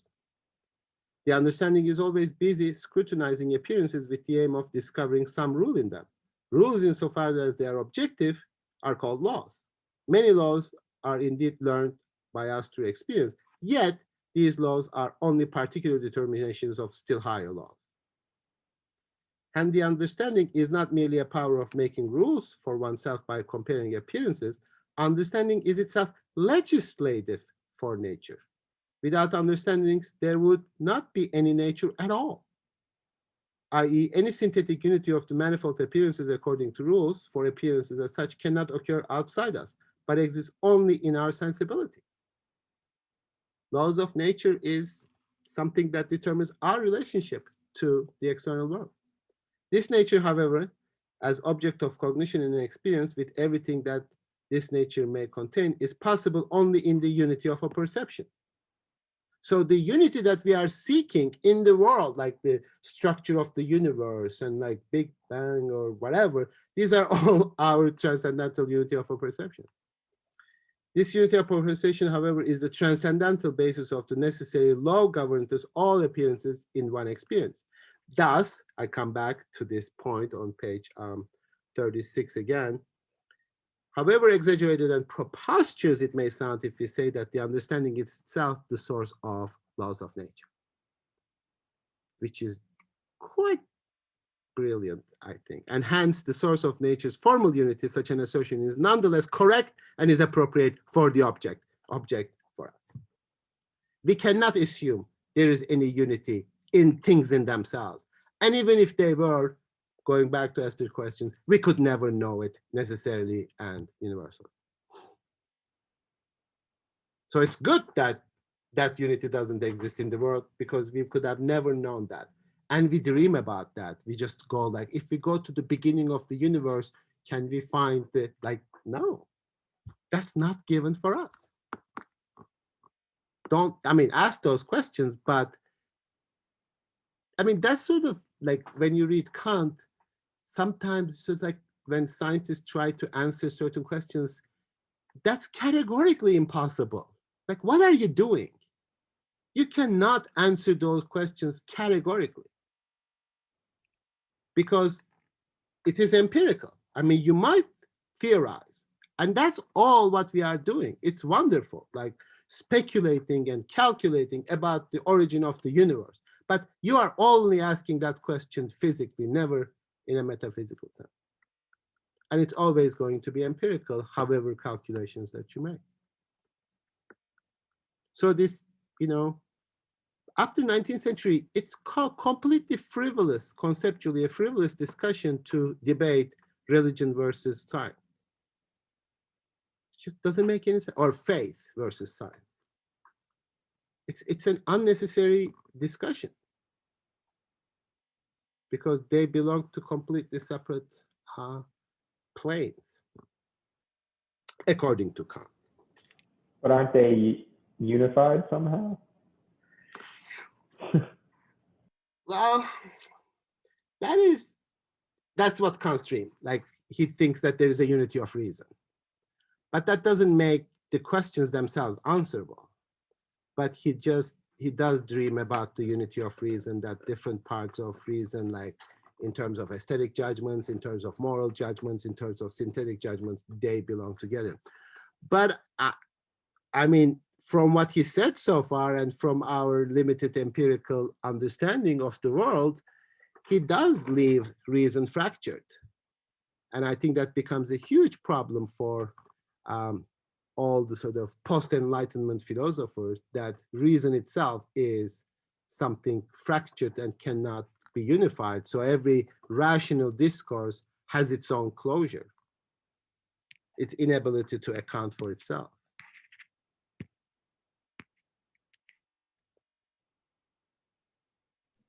For me, yes. So Kant says like our like nature is like, without our understanding, there would be no nature at all. Well, again, no regularity. No laws of nature. Yeah. No laws of nature, but also like regularity is the only thing we can. Like, all our minds can do is like regularity. Yes, we cannot know chaos. No. And so, doesn't this, like, I think Hasuya mentioned this earlier as well. Like, isn't this, maybe it's not a problem, but I guess maybe Kant thinks he's responding to that kind of. It's somewhat solipsistic, like, in the end. Well, I feel like if we follow it to like the complete conclusion, like it just ends up being like all in your head kind of thing. Technically, in philosophy, solipsism is one subject.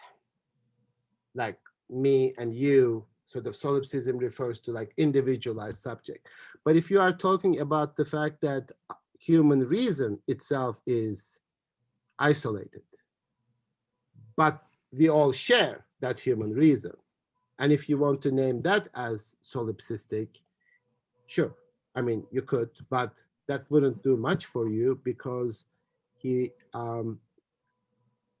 how can a universal and necessary discourse be solipsistic? So solipsistic to the entire humankind, maybe. But it's not, it's not all in our head in the sense that it's an illusion, and it's not like false. It is in our heads because that's how our heads work. Whatever heads mean. And he's not making up any content. And he's not sort of saying like, we think of something and then it appears. It's not like an intellectual intuition. We just have a form. Our mind has a form.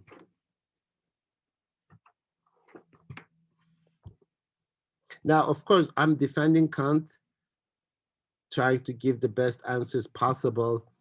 I don't want to give the impression that, I think Kant is 100% correct. but we really need to understand how he does what he does so that we are absolutely clear about what he cannot do. So that's why criticism is good, but if it is a weak criticism, it doesn't really undermine Kant because there are answers for certain questions. Maybe there are not answers for certain questions in Kant, sure. But like if you tell Kant, how can I know the thing in itself? Is that even possible? Otherwise, I'm being solipsistic. Kant would say, I already defined thing in itself, that which you cannot know. If you in principle think that you can know everything, then you are not a human being. You are something like higher mind. So he is also delimiting the finitude of human knowledge. Now, because when we say like, if we look at it empirically, we don't really think about this. Every scientist say, which I love, like every scientist say, oh, there's so much more we need to know, which is that only a matter of quantity. Like you need to accumulate more information. There's so much more we need to know. Is there a principal limitation to human knowledge? That question doesn't even emerge. Like maybe one day I will know the secrets of the universe. No, you will not, because it all depends how you understand the secrets of the universe. If there is a mystical or a mysterious unity to this universe, which is pure speculation, we cannot know it empirically. Because we are searching for that unity because of our minds. Maybe that question in and of itself is ridiculous. Like universe is just a random, has no explanation. It's just has no, and a lot of physics today is really sort of leaning towards the randomness, because any rule or unity that we attribute to it is ours. Isn't it implied already that we would know the secrets of the universe in relation to our understanding? Well, if like, you accept Kant, yes. Like that Copernican eye, where we like, I mean, wouldn't scientists already know this, that like, yes, we know things and we can know as long as it is in relation to us, or like they don't know that. They just think that they're doing the thing in itself. I don't know. I mean, of course, I cannot speculate, but scientific methodology seems to suggest that, yes, you are trying to learn something empirically, but you're also always hitting your head against this problem of universal and necessary statements. So everything that we know remains temporary, contingent, not necessary, individual, not universal, etc. So it doesn't have the characteristics of an a priori statements for Kant. So it's fine. I mean, it's very useful empirically, I guess. If it's good, we are living longer, I suppose. We are spending less time doing a bunch of things, which I think is good. So there's technological advancement. But are we, and also like, you can ask this in a sort of sociological manner. I don't know whether I would be justified in saying that. Why is it that we are becoming so stupid at a time that we have the most amount of scientific advance and information? That would be an interesting question too.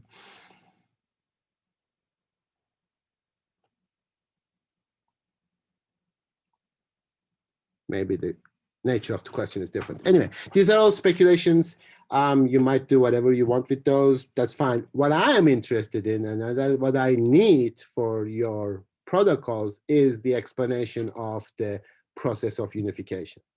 So I need you to go through the process of apprehension, reproduction, and recognition, and then explain the difference between reproduction and production, and the idea that the synthesis of time is different than synthesis in time, and pure synthesis of time is never a synthesis in time. Therefore, the discourse that we are describing is a transcendental discourse, and be clear about what that means. Yes, Sukmin. I don't think I clearly understood what production and reproduction actually mean here. I mean, the distinguish, you know. Okay. Let's take a break, and I'll pull out my iPad again and try to explain that one more time and see how that will go. So we'll do some gadgets and toys. Okay, let's just like take maybe 7-8 minutes. Let's just meet at 11:05. Don't be late. Okay, bye. So there is no way to know for me to what extent you are just repeating what I say in your protocols, or to what extent you are actually understanding the material, because I don't really understand how much I understand the material. So I explain it, I talk about it, but it's not so much like mastering Kant as much as understanding the discourse, understanding the philosophical thought behind it. So at that level, it is very hard to sort of say like this is the answer, or this is the way to go, and this is the level of understanding, because every time I teach Kant and every time I explain this, I maybe say similar things, but the level of registering it is different. So I'm really trying, like as much as anybody, to understand the thought behind it. And obviously it becomes much more complicated even after Kant, when people read Kant and interpret Kant and they say things about Kant, which one is right, which one is wrong, etc. So if it is not an infinite levels of interpretation, at least there are indefinite levels of interpretations. So we are trying, and this is really like your first time reading Kant. So I'm really inviting you to think about this and write on your own, not to master the discourse, and don't feel you don't understand anything if you don't master the discourse, because a lot of people who think that they master Kant don't understand him either. So having said that, let me try again. Let me try to articulate this again in terms of this stupid okay, let's not use a word like apple, because there is an actual object called apple, and that there's an empirical concept of apple. I want to say, like, come up a word that you understand, but you don't understand it because that there's an actual object corresponding to it. So what can, Afterlife? excuse me? Afterlife? Sure. But I mean, don't you have this image of an afterlife that is idyllic and beautiful and comfortable? I mean, otherwise, why should you have it? But maybe even more, like the word furthermore. Do you understand when I say the word furthermore? What about love and hate? Love and hate, again, those reproduce images in our minds. Furthermore doesn't produce an image in your mind, does it? Furthermore is a purely linguistic word, and you only understand it in a context. You understand what it means, but there is no image that is associated with it, or with, or because, or things of like purely linguistic words that you hear and understand. So that, you know, you don't see furthermore the way you see apple. You don't see, well, you don't see love either, you're right, but love is a little more loaded. I want to be something more neutral, so let's just say the word furthermore. I like the furthermore. I don't know how I came up with it. I never did this before. Okay, so let's just say, okay, so we write the furthermore. Is that how you spell it, by the way? I hope so. Anyway, if it is, I'm gonna edit this part of the video if it is not spelled like that. But furthermore, right? Yes? Okay. Now, again, we are going to juxtapose these two realms in which the F is introduced in T1. Now, one of the questions that Daniel asked is that, well, if time is given as a magnitude, infinite magnitude, and all together, how is it that we are making these separations between T1 and T2? Now, this is for explanatory purposes. In fact, you're right, this doesn't happen, so we are constantly, but we cannot even assume with respect to form that it is given to us in a certain way. Now, let's just, for the sake of argument, go along with the possibility that when something that happens in time disappears, namely at the moment of U,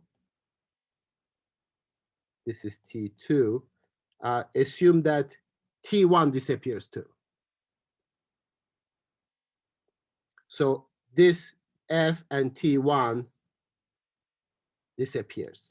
Now, I reproduce F. So that's the reproduction of imagination, empirical.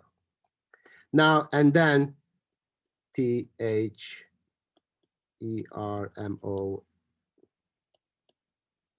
right? So all this in this perspective, and then by the time I get to E, I reproduced all of these, and then in the sequence of time, I unified them.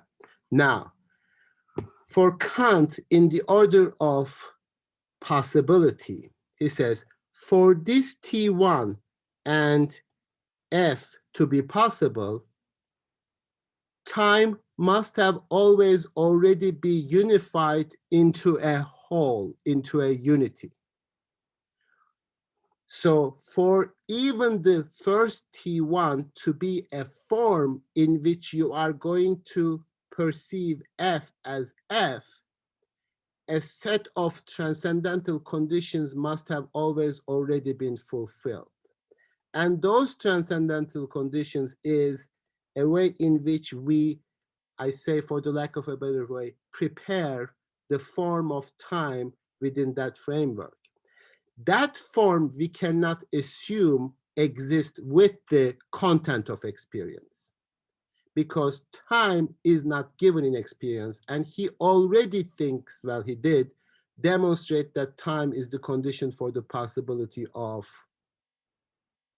perception, of intuition. So we perceive in time, but we don't perceive of time. We don't perceive the time itself, but we perceive in time. But that in time is an orderly perception, an orderly time in which that time is already produced as a form in an orderly fashion for the initial apprehension of intuition to be possible in the first place. So I said, while empirically we move this way in terms of synthesis, and he distinguishes empirical synthesis from pure synthesis in terms of what they synthesize. Empirical synthesis synthesizes the content of intuitions, and pure synthesis is the synthesis of the form of intuitions. Now you might ask, why does a pure form of intuition require synthesis? Kant's answer is that we cannot assume that this might be given to us already unified. So when he said in the transcendental aesthetic that time is already given to us as an infinite magnitude, he must have always already presupposed the unity that is produced for time. Therefore, it might be confusing that, to think like, oh, why do we need to synthesize time? Isn't time already an infinite magnitude that is given to us? No, we don't. Like, we don't have the totality of time. We have a certain form of time. We cannot empirically we forget things disappear. We cannot keep them in mind. We forget. We don't have a sort of everything within the indefinite magnitude of time given to us, or the time itself.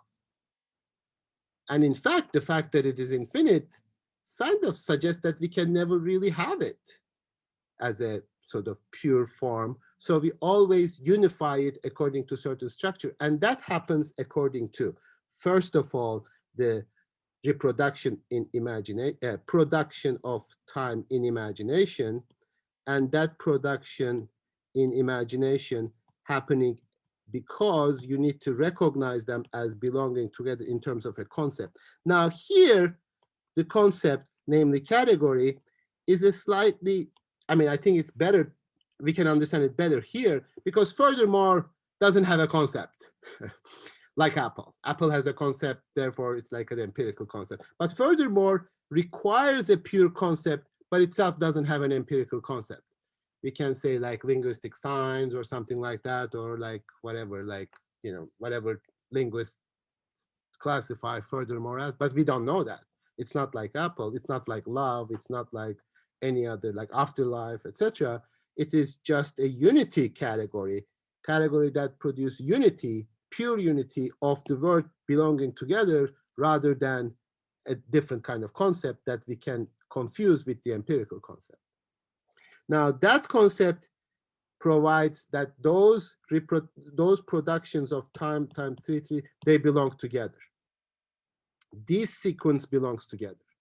And in addition to the concept, namely category, that it also presupposes transcendental unity of all perception. That is one consciousness with regard to this whole process in terms of its form. Hence, the first intuition is possible. So we reproduce time according to necessary connection of time, which is causality, necessarily within one consciousness, transcendental unity, so that we, so to speak, produce the content, cut that out, the form in which we can have these empirical presentations. The form, the shape, the manner in which, the way in which we perceive empirical presentations, which we can subsequently reproduce empirically, because the first thing is given to us. So I can reproduce F in U. But for F to be given in the first place, I must have always already reproduced the sequence of time, the form in which it is given.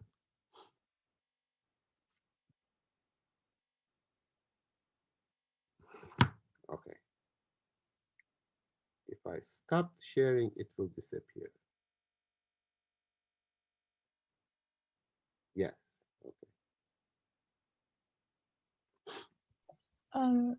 I'm confused with like the use of the example furthermore. Like, why do we need to reproduce U from F? Is it like a metaphor for like time existent in sequence, or did you watch the video? like no, I didn't have time. Okay, so that's what we discussed last time. So since time is infinitely divisible, and since each instance of time that I read from Kant is a separate unity, there is really no connection. And the moment that you hear U, F has already disappeared. That actually happened empirically. So you can say the moment that F happens, the moment as little, as small, as narrow as it might be, the moment F, the instance, the Augenblick, the F happens already disappeared the moment of U. So it is not actually kind of abstract separation. It's a real separation that in time, each instance, however small it might be, is technically separated from the next moment. So F and U refer to separate time slices, if you like. Now, in furthermore, in a word that happens so quickly, we don't register this. But if I say, furthermore, I wanted to go to Texas and kill a bunch of people and come home, blah, blah, type of thing in a sentence like that, the furthermore is already gone when you are hearing the sentence and synthesizing it together and understanding it. You are already recognizing the fact that the beginning of the sentence is already gone. So we perceive over time, but we don't perceive separate instances of time. We perceive them unified. For that unification to be possible, that I'm going to say furthermore, rather than say, I don't know, I want to speculate about other words that start with F and U, but if you think that it is going to be synthesized in a certain way and anticipate that, then that's a unity. So at the moment of R, which is again separate, both F and U have already disappeared. So you reproduce these at the moment of R. Your mind keeps them by reproducing, keeps them together. Nothing in the experience tells you necessarily that those belong together. Therefore, we give Okay. words. Yeah. So kind of like, so these slices of time, since they happen one after another, they disappeared, our minds retain them and synthesize them so that it happens in a sequential order, even though it has already stopped happening empirically. Correct. Yes. I don't know. Correct. Very good way of Okay. putting it. Yes. They stop happening. So, I mean, again, furthermore, I was going to go to blah, blah. If you think of a sentence, you can already notice what your mind is doing, because even listening to me now, even trying to understand what I say, already suggests that you are engaged in this process empirically, because you do not just hear unrelated words or letters. You see a discourse, you perceive a discourse, and you make sense of it, and you perceive it. Now, maybe understanding what I say is a little bit more complicated mental process, but you at least say, oh, this follows from what he said before. He doesn't say non-sequential crazy things. Now I produce them and you think that they belong together. They think that when I said belong and together, that belong that disappeared goes with together and forms belong together, and you hear it. And your mind is doing that because there is nothing in the empirical structure that I will say belong. And if I stop, you go like, what's going on? So you are already reproducing belong, and then you cannot combine it with anything else. And then you just left in the middle of the sentence. What is the absolute unity in that? Would that be F, like F as absolute unity and U. This is what Kant means by, so T1, T2. This is right? instant.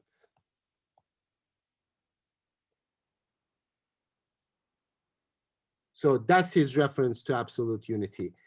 Unlike the unity of this, which is in the intuition, the unity of intuition. That unity is over time. This unity is discrete.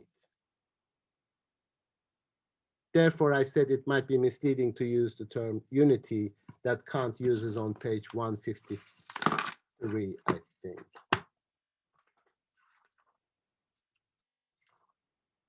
Yes, 153. So that he is what he gets from Hume, that each impression is separate, separable, distinct from the each. So each has an absolute unity.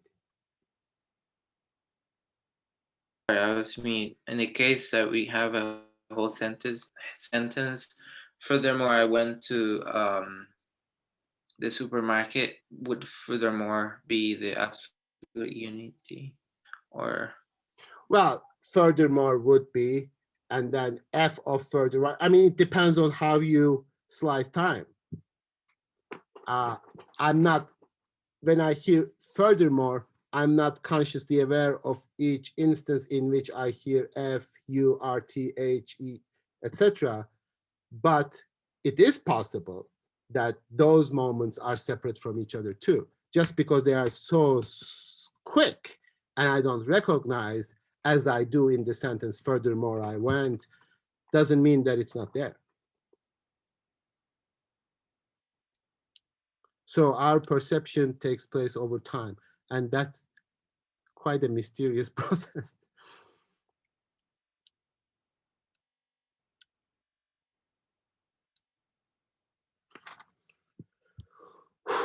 Okay, what's up?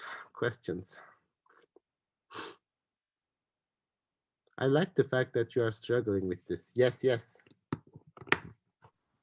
So, will it be okay for me to understand this way, that reproduction is something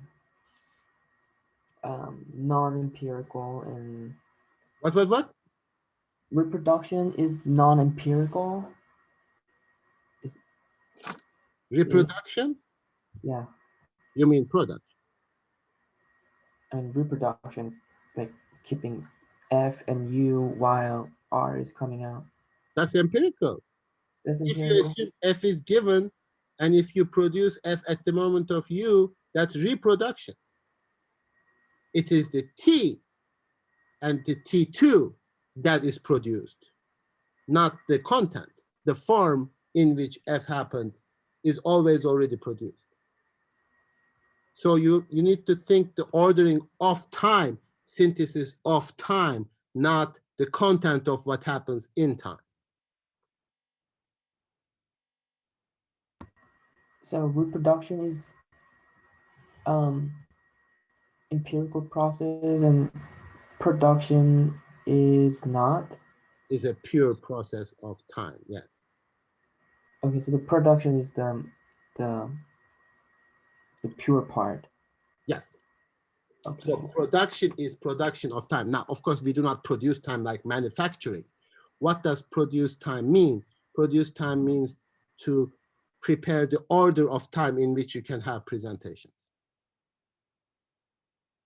Now, I don't consciously do that, so it is not an empirical synthesis. It is a synthesis that must have always already happened in my mind, which is very difficult to think about because it's a condition, not something that happens. Now, Kant calling it synthesis, which seems to have built in it the idea of process, always pushes us to think as if it is in time. But I keep repeating, like a dictum, you cannot synthesize time in time. Synthesis of time is not a synthesis in time. So that's a condition, not a process. Now, and pretend as if what I know what I'm talking about when I say that. That's really the trick, because what Kant forces us to think is something that we only think verbally by saying it and trying to somehow comprehend it, grasp it, but we cannot visualize it. That's why it is so difficult as a discourse, because this is like, if we always have to think representationally, and that's what Heidegger has problems with, representational thinking, then our thinking is restricted because it's only restricted to what we can represent to ourselves, among other things, and we cannot represent a synthesis of time, because those representations happen in time. And if you keep saying that synthesis of time doesn't happen in time, then you really make it impossible to representationally understand it. Is oh no, go ahead. Go ahead. Yeah. Yeah. Why does he use the word reproduction? Because I don't know, it kind of, does Kant, like production and reproduction for Kant are like two separate concepts in the way that, like, we think of producing and reproducing as just repeating the same thing, but for Kant, is it like production is like the form of time just like being implemented without our knowing, while reproducing seems to be us retaining knowledge? It's like not even related, like the way we would think of producing and reproducing. Correct. No, I mean, the language is slightly difficult. So just sort of cutting through the difficulties that the language presents to us, trying to understand the process. Reproduction is producing something that is already there, something already given. And that can only be thought empirically, because apprehension in intuition is already given to us. So reproduction is that I mean, you can think of it remembering, you can call it retaining, or, you know, like it's already there, is again, sort of like in furthermore, F happened, and you bring the F at the moment of you. So that's why it is reproduction. Now, production, of course, as a process that we can only think in time, is not appropriate to understand the production of time, because this is not something that we do in the sense of doing happening in time. Therefore, it is misleading. But he talks about the original nature of it. He doesn't want to say reproduction. He wants to say originally production. We produce time. Now, of course, we don't produce time in the way that we produce things and objects and processes, etc. It's a different kind of production. But it is really, in this sense, only producing the form of the relation we have to objects. And the only thing there is not manufacturing time out of nothing. It is really imposing a particular order according to a particular rule. That's it. So that's concept. And the unity of consciousness presupposed in that, because, you know, we don't get confused in the middle. So we do it. So that's the process we need to think about, or that's the transcendental discourse that we need to think about and understand how human mind functions in a way that this peculiar relationship to time. And I think that subsequently becomes the fundamental preoccupation of philosophical thinking. What kind of a crazy thing is this time? Yes, Daniel, and then I think Will has a question. Yeah. Yeah, Will can go ahead first. Will, do you have a question? It would really help me if you went really just at the base level. You like don't need to go into anything and explain it in depth, but like the order of stepping back. So like, okay, there's the empirical understanding of a word, and then stepping back from that is the synthesis of those empirically, and then stepping back. Like, can you? Okay, I don't want to mislead you, I mean, confuse you any further, but empirically, the order is pretty straightforward, right? So, okay, going back to this again. So empirically, F, the content, is first apprehended in intuition, then reproduced in imagination and recognized in concept.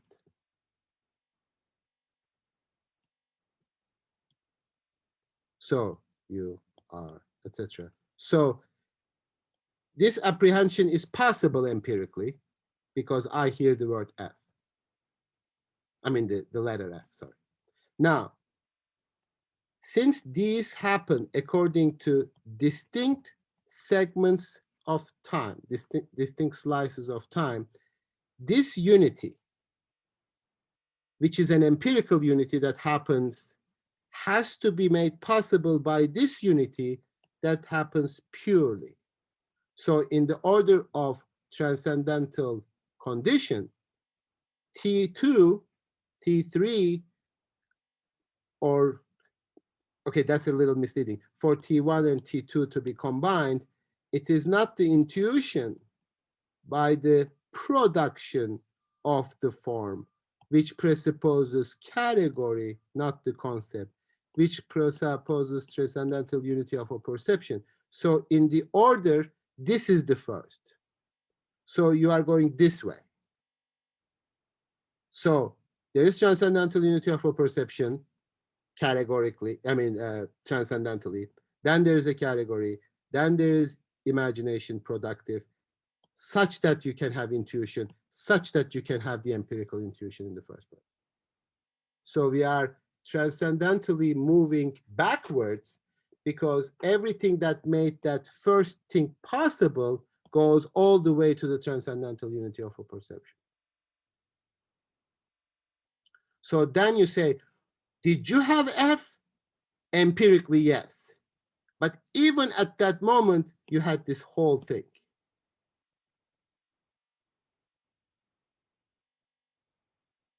Formally, in terms of its form, in terms of time, in terms of not a content, because content is easy. We can deal with the content. But when we think of the form, we need to think the opposite way.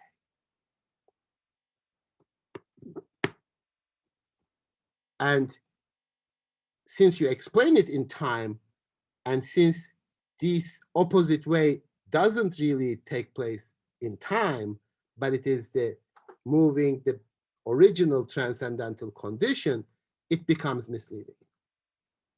And so then are they all, they're all sort of unified as the conditions, but does Kant see any of them as like more fundamental conditions? I think the most fundamental is that that's what Daniel was asking, transcendental unity of a perception. Okay. Because that's the ultimate condition you have to have in order to have this whole I don't want to say process, but this whole thing. So that's the transcendentally most basic.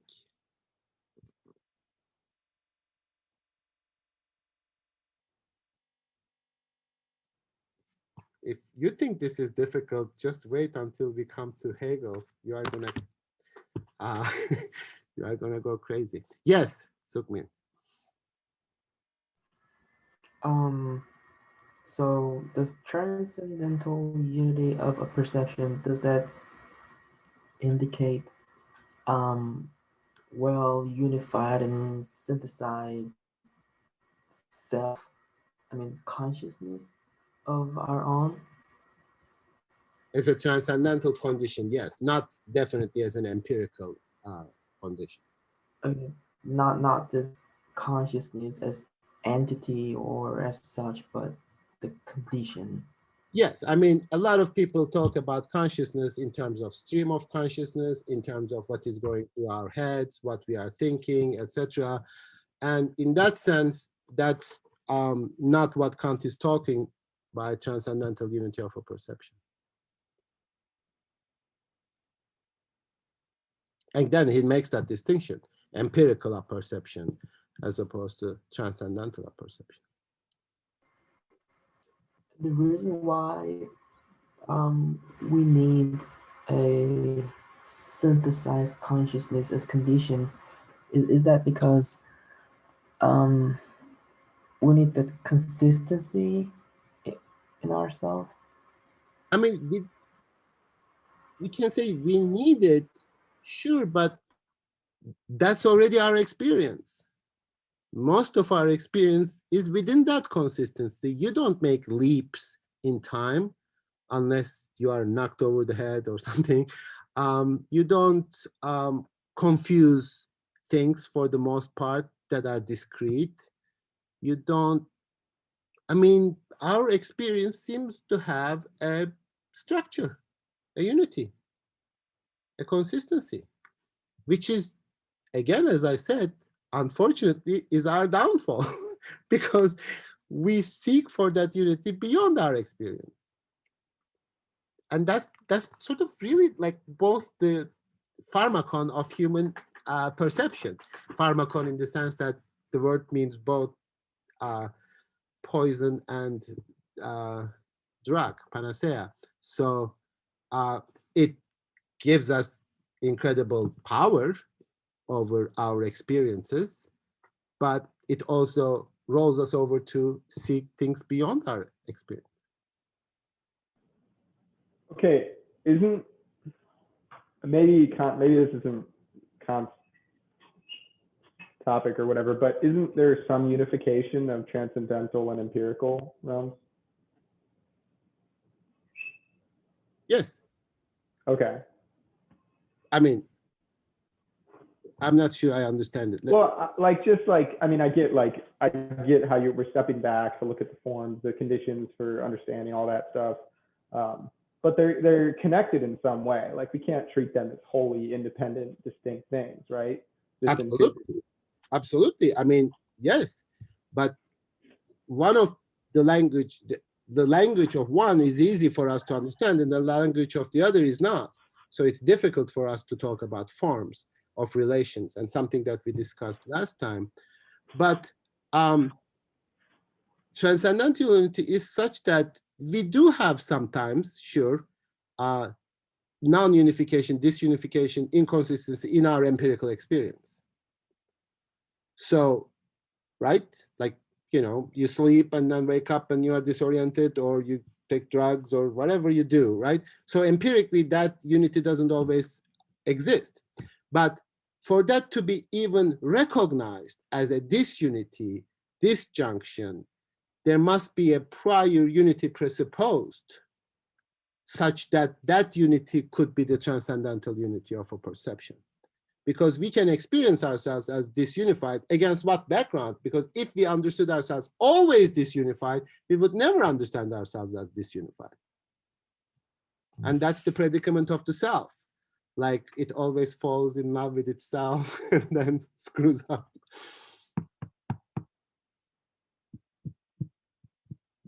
That would be narcissism, not solipsism, but that would be like we are so fascinated by the order of our experience and mind. And we are like, wow, I'm so amazing. Let me look for this in the universe. Maybe we should read some Nietzsche. We should definitely, I mean, but now you read Nietzsche differently, right? Now you read Nietzsche as like dealing with Kant, both like what Kant produced. Now, it will become much more complicated because with Hegel, he will say, you cannot separate matter and form so easily. What are you doing? Like, you cannot do that. Because the reason that you do this is because you are stuck knowledge as an empirical process. You are human. Therefore, you make this distinction absolutely, and you don't even recognize how your mind is actually moving. So when Hegel comes to the scene, and it's like, sure, there is a thing in itself in terms of theoretical knowledge, but you yourself admit that there's a different type of knowledge, which is not theoretical empirical knowledge, but it is philosophical knowledge, which moves through negations, not through pure scientific knowledge. And then it explodes. Then Hegel sort of describes consciousness in a different way, but because of what he gets from Kant, and he completely transforms that. And so whatever frustrations you have with Kant will morph into different frustrations with Hegel.